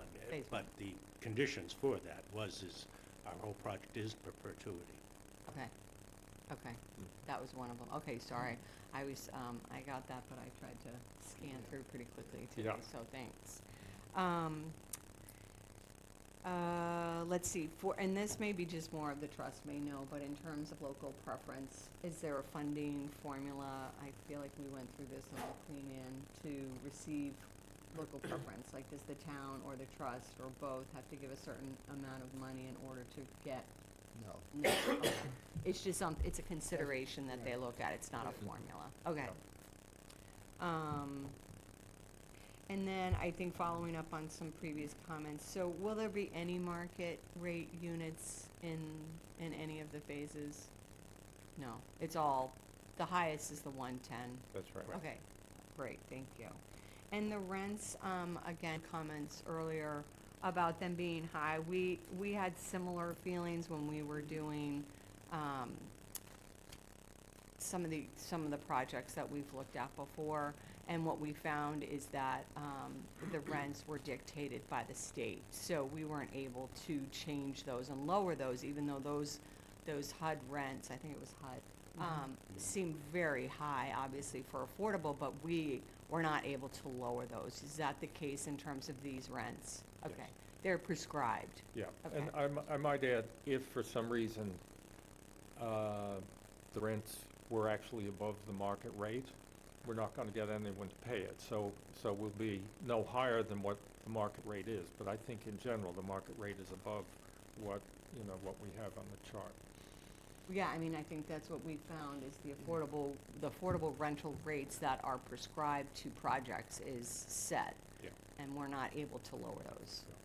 I think we've looked at as a trust, can we apply, we have a rental assistance program. Can we apply that to something that's, funded and receiving funding? And I don't know if you can double dip, so to speak, but obviously it's a concern, right, that the affordability is even really too high for people. So, I think the final comment was just noticing that you've used the word private equity a couple times, and in the process, I apologize for using my phone, was looking up to see if you are in fact a private equity organization, and you are not. You're using that term to mean you're getting funds from private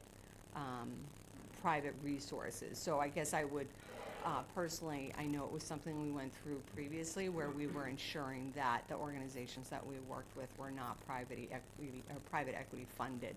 So I just want to clarify that. Yeah, no, I Mid gotta- Cape Church Homes is a nonprofit organization.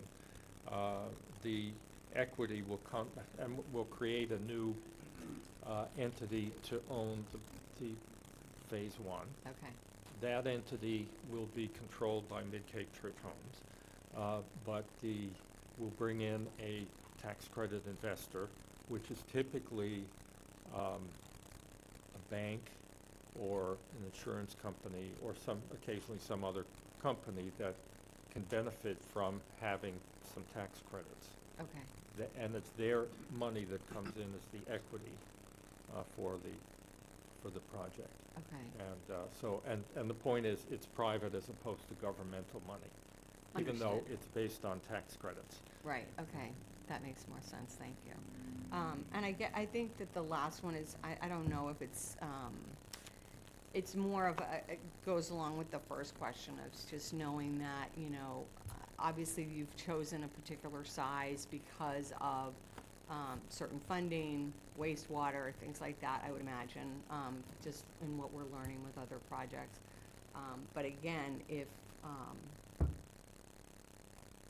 and it doesn't sound like your project is dependent on our funding, so I guess it was just trying to be comfortable with, if we did, we could guarantee a certain number of affordable units.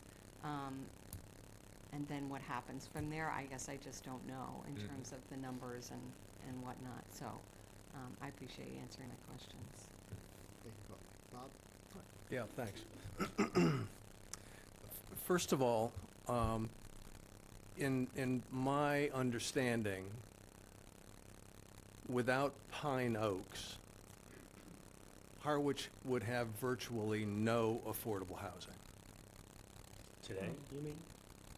No, Well- we account for 50% of the affordable housing today, Yes, but that, yes. you're talking about initially, Yeah, phase over the one. years, Phase 1 was the first affordable housing in Harwich. yes, okay. So we would be in a bigger hole than we are currently. Right. Yeah. If Pine Oaks hadn't stepped up. Right. Tell me why Pine Oaks 4 has to be as big as you have made it. I think a lot of it has to do with money, but in particular, even though we then have to come up with the money to build it, but the one issue is the wastewater treatment facility. So that if we came in and said, all right, we just want to do a smaller project, that would not have as much of an impact on getting getting us closer to the 10%. If we had a smaller project, namely just phase 1, it would be, we wouldn't be able to do it because we need to achieve nitrogen reduction and other treatment of the wastewater such that we can only do it with the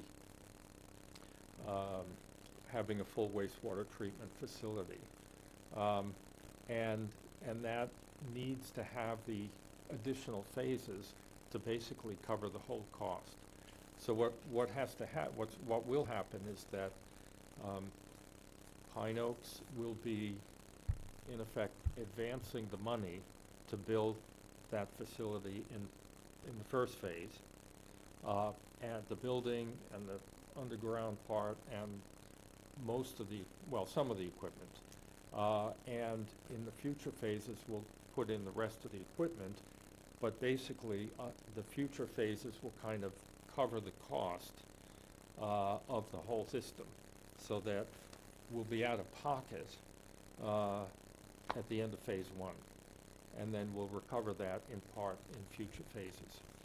So it's because we have to divide that expense among a number, among basically that number of units, that number of phases. And that's why it's sort of, it's very important for us to have that, and then to be able to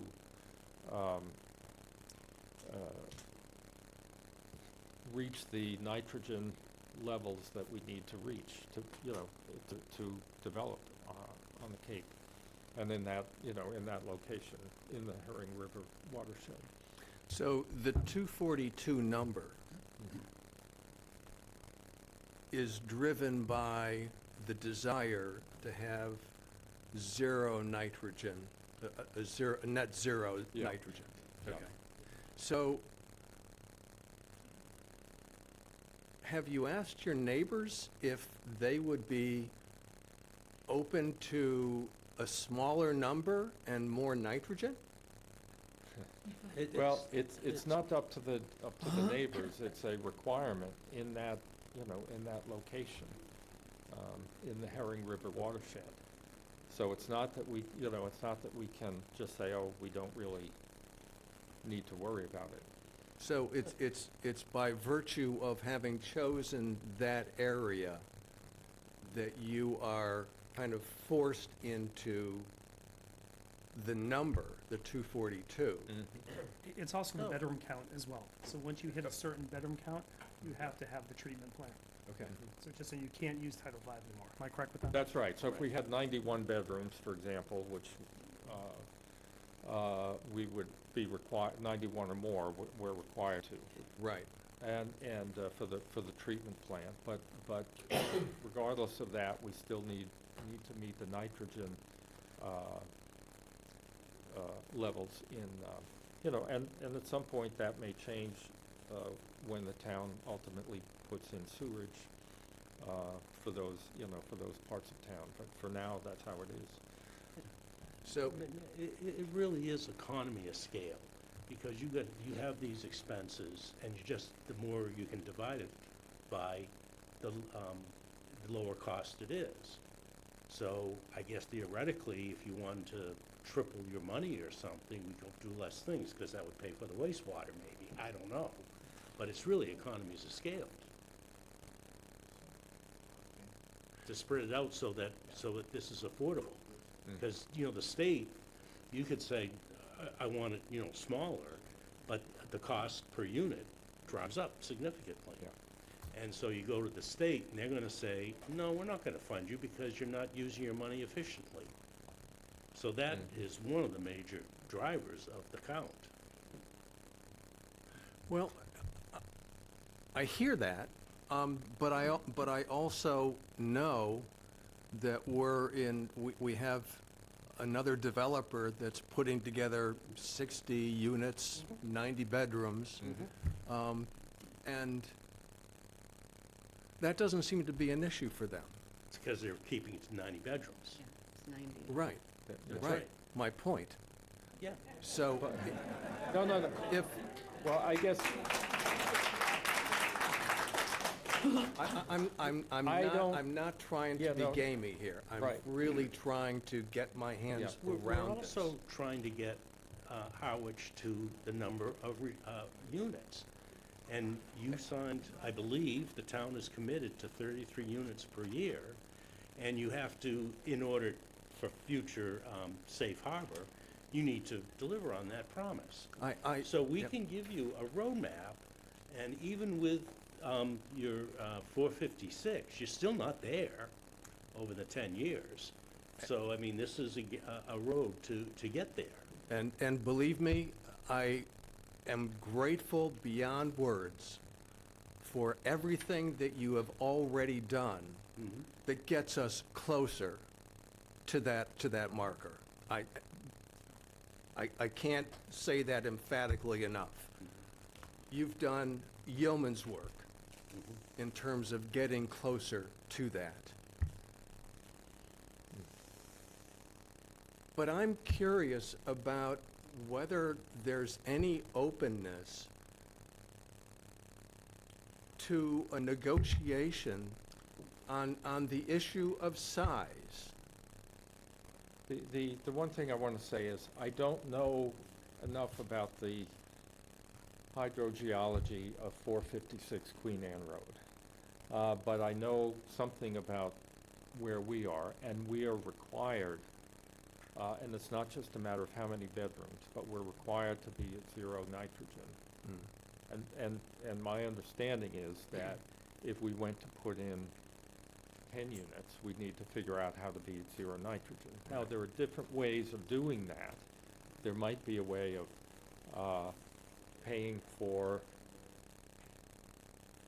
something to the town to facilitate sewage connections earlier or something like that, but that also would result in further expense to the project.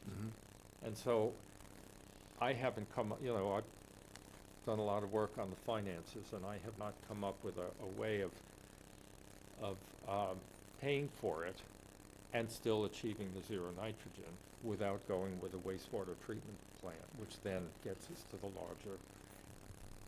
larger situation. The other thing is, frankly, at this point, the Mid-Cape Church Homes has purchased all the land, and there's we now would have, let's say, $4 million worth of land costs that we'd have to cover with smaller. We'd either have to sell it off to some other developer, or we would have to, we have to figure out how to cover that as well. Okay. One last question, if I might, Larry. If the Can we have the public quiet, Mr. It picks up everything, so please, thank you. And I'm so eloquent, you want to hear me. It was suggested that we look at the possibility of anything that we gave to be a grant as opposed to a gift. And if we were to give it as a grant, if the property were ever sold, would that grant come back to us and be repaid? And have you ever sold back any of your other developments? Well, it's easy, no, we've never sold back a development. That's an easy one. But I'm not sure the grant, you're assuming the grant has to be paid back as opposed to just an outright gift? Yes. Is that what you're assuming? Well, You're not assuming a loan, are you? Did you mean loan? I think you meant Yeah. loan. It is Loan a to a grant as opposed to gift to a grant? Just for clarity? I'm thinking that the application was for funds to come from the trust Correct. in the form of not a loan that No, would be no. repaid. No. But if it were a loan to be repaid, Mhm. how would you calculate how that could be repaid?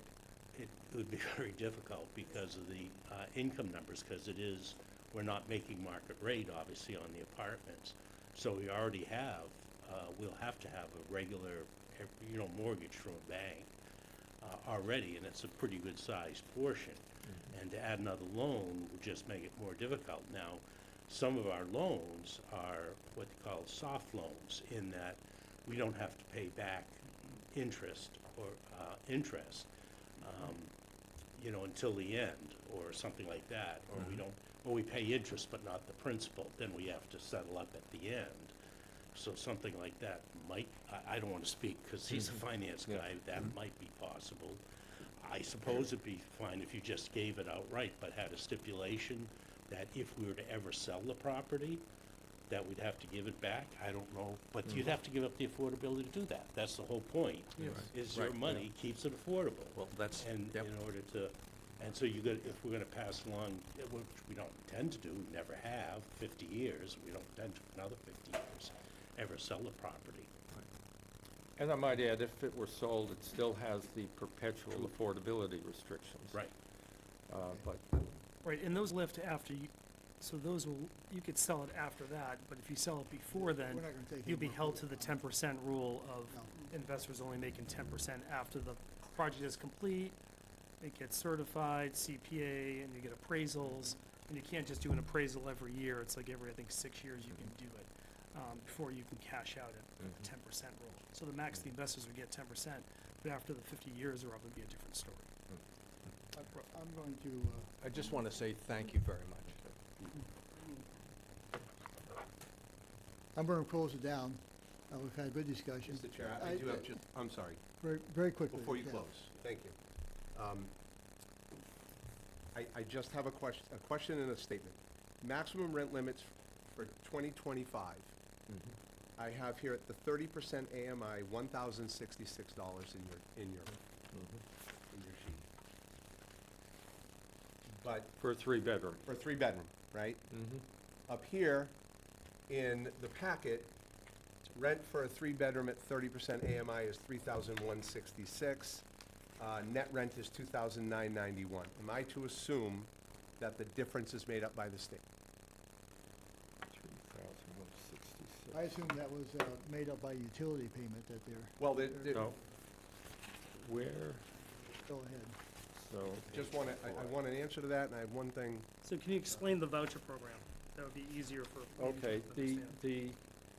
we are anticipating having rental assistance, which would be some sort of voucher payment, subsidy, for the 30 and 50% AMI units. Okay. So so the rents that we would receive from those units would be, the full, would be whatever the voucher program allows, and the tenant, would pay, 30% of their income. So if they were at 0% income, they would pay 0.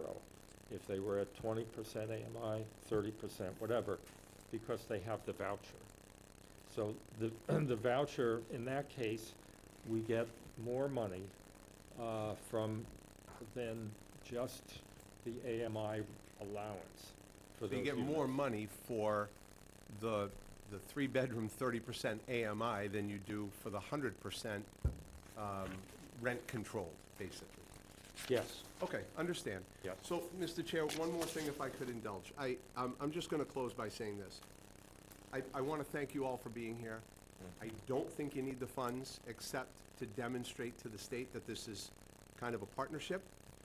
We have other projects. We don't have a lot of money to dole out. Additionally, local government has spoken by the way of the housing production plan, the local comprehensive plan. They've spoken that this is not how they want housing to be delivered to their community. I know what I stand for and I know what I don't stand for. So when this committee, this trust has the opportunity to vote, I'll make my position clear right now. I will not vote in support to award the funds that you've asked.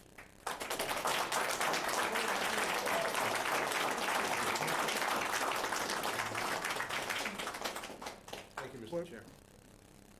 What we are, however, is that we will come back to a vote at some time of the trust committee.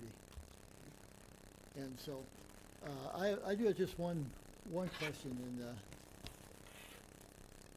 when you have the financial statements, in my mind, that looks a lot like a pro forma. And as you know, there's lots of assumptions going into performance. And when I look at that, and I have no way to judge that, whether the assumptions are valid or not. That's one question. And one comment. My question is, and I think someone else, maybe Lou brought this up, but what happens if some of that funding doesn't come through? What are your plans to move ahead if some funding doesn't happen? You don't have to answer that now, but I'd like to see what your thought process is if, say, the tax credits were say they're 20% now and they drop to 10%. Well, how do you deal with that going forward? And I think generally what we do is try and, we look at our income and our sources of funds and our uses of funds. On the sources of funds, we say, is there anyone that we neglected to ask for money? Or are there any programs we missed? Or is there anyone we can go back to and say, we need more money and here's why? On the expense side, we go back and say, how can we reduce the expenses? And that, and this is the thing that I know some of our board president will not be happy when I say we have to cut the cost of construction. I guess my question is, you go through the same pro forma exercise, have you done that using different assumptions? I'd be interested in looking at that, of what, how you would deal with that. Yeah, You must have some thought about what, well, different- it's not easy. It's not, it's No, certainly not no, easy. because it's all, you're assuming. I mean, we've already, just to get it to work, we've had to cut it a fair amount. Larry, could you pull the microphone just a little closer? I can't hear you. Thank you. I do that on purpose for you, Greg. That way- It's an easier discussion. No, my question, Greg, was, and I'll get it close. All the financial stuff is, when I look at it, I'm not a financial expert by any means, but it looks to me like what we always do with performance, and so it's based on assumptions, and so my question is, I'd like to see what, look at some various assumptions, see how that looks to you. That's what I'd like to see in case something does not happen. Because we live in an uncertain world, and that's enough said on that. I started the meeting by saying I think we have two points that we need to talk about, and we're not going to do it yet because we've said we'll do that. We'll schedule another meeting at say 5:30 or so. I know Jeff, you brought this up, and others, so we maybe get people that couldn't make it today. You don't have to come back and repeat yourself again. We'll look for another audience if so pushed, but we'll get as much input as we can. So we have a discussion, but I see our job as a committee is, are we for or against it? That's one. And secondly, the one that's more troubling or more, I think we've all, I know, Jeff, you spent a lot of time on this, was we're all worried about, they're all concerned about the money available to us. And we have a lot of things going on. We have other projects going on. We're looking at different programs, buy-down programs, things of this sort that we don't want to, and we can't deplete our funds on one project, basically. So we have to be really careful of how we. I think the question, Jeff, you raised on timing was essential. It does give us some leeway, but I mean, I know that's what I'm concerned about. Is we have the town looks at us as trying to cover affordable housing. And I think, just one side comment. I'm a little troubled by the perception that the local comprehensive plan is either one thing or another. I think when you read their document, they're arguing for affordable housing plus protecting the environment. But somehow some of the comments I read is that it's either housing or the environment. I don't think anyone is trying to drive us into that corner. We're trying to do both things and do it in a realistic way. So, with that, can I? We're going to reorganize so we can let our guests leave. We need to reorganize. Let the guests leave. We will come back. We'll be posted. I do, and it's my problem. I'm not a technology wizard. I'm trying desperately to get all this stuff on our website. And I'll put all these letters on our website, so it's all available. I tried to get your application on the website, and I don't think it happened yet. So I'll work with the proper people to be sure I get all that on. And of course, you can record this. This will be on YouTube, so you can watch this again if you so desire. You're not going to watch it tonight. And we'll post when our next meeting is. Okay. Thank you very much for attending. Now, you guys aren't excused yet. I know, I just told the person, I'm like, okay, I'm gonna be a little bit late. 1 minute. Of course. Mr. Chair, 1 minute. you want to wait? We're gonna reorganize. We have a time frame. I need to go, so I'm just saying. Elizabeth, we're not done with our meeting. We're not taking not done. comment right now. We're still, we have Liz, not we're adjourned. not close the meeting. Hey guys. Mr. Chair. Hey, take your discussion. Public, excuse me, public, can you take it out? We still have one more order of business. We still have We one can't little hear. session. Walk out the door, please.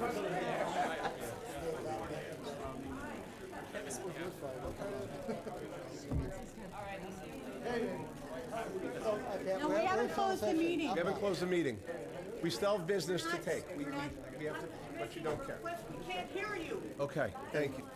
Mr. Chair, I move that we nominate Brendan Lowney as vice chair. Okay. Is there a second? All in favor? Aye. Mr. Chair, I move that we nominate Bob Spencer for clerk. Clerk. Second? Second. All in favor? Aye. Mr. Chair, motion to adjourn. Thank you. Aye. Aye. Now we can talk. I have to go. I have to go. Merry Christmas. Merry Christmas. I have to go.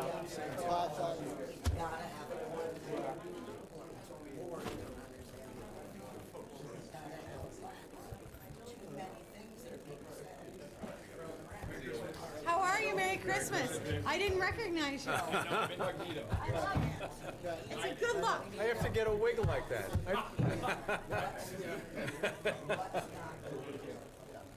Thanks for being here.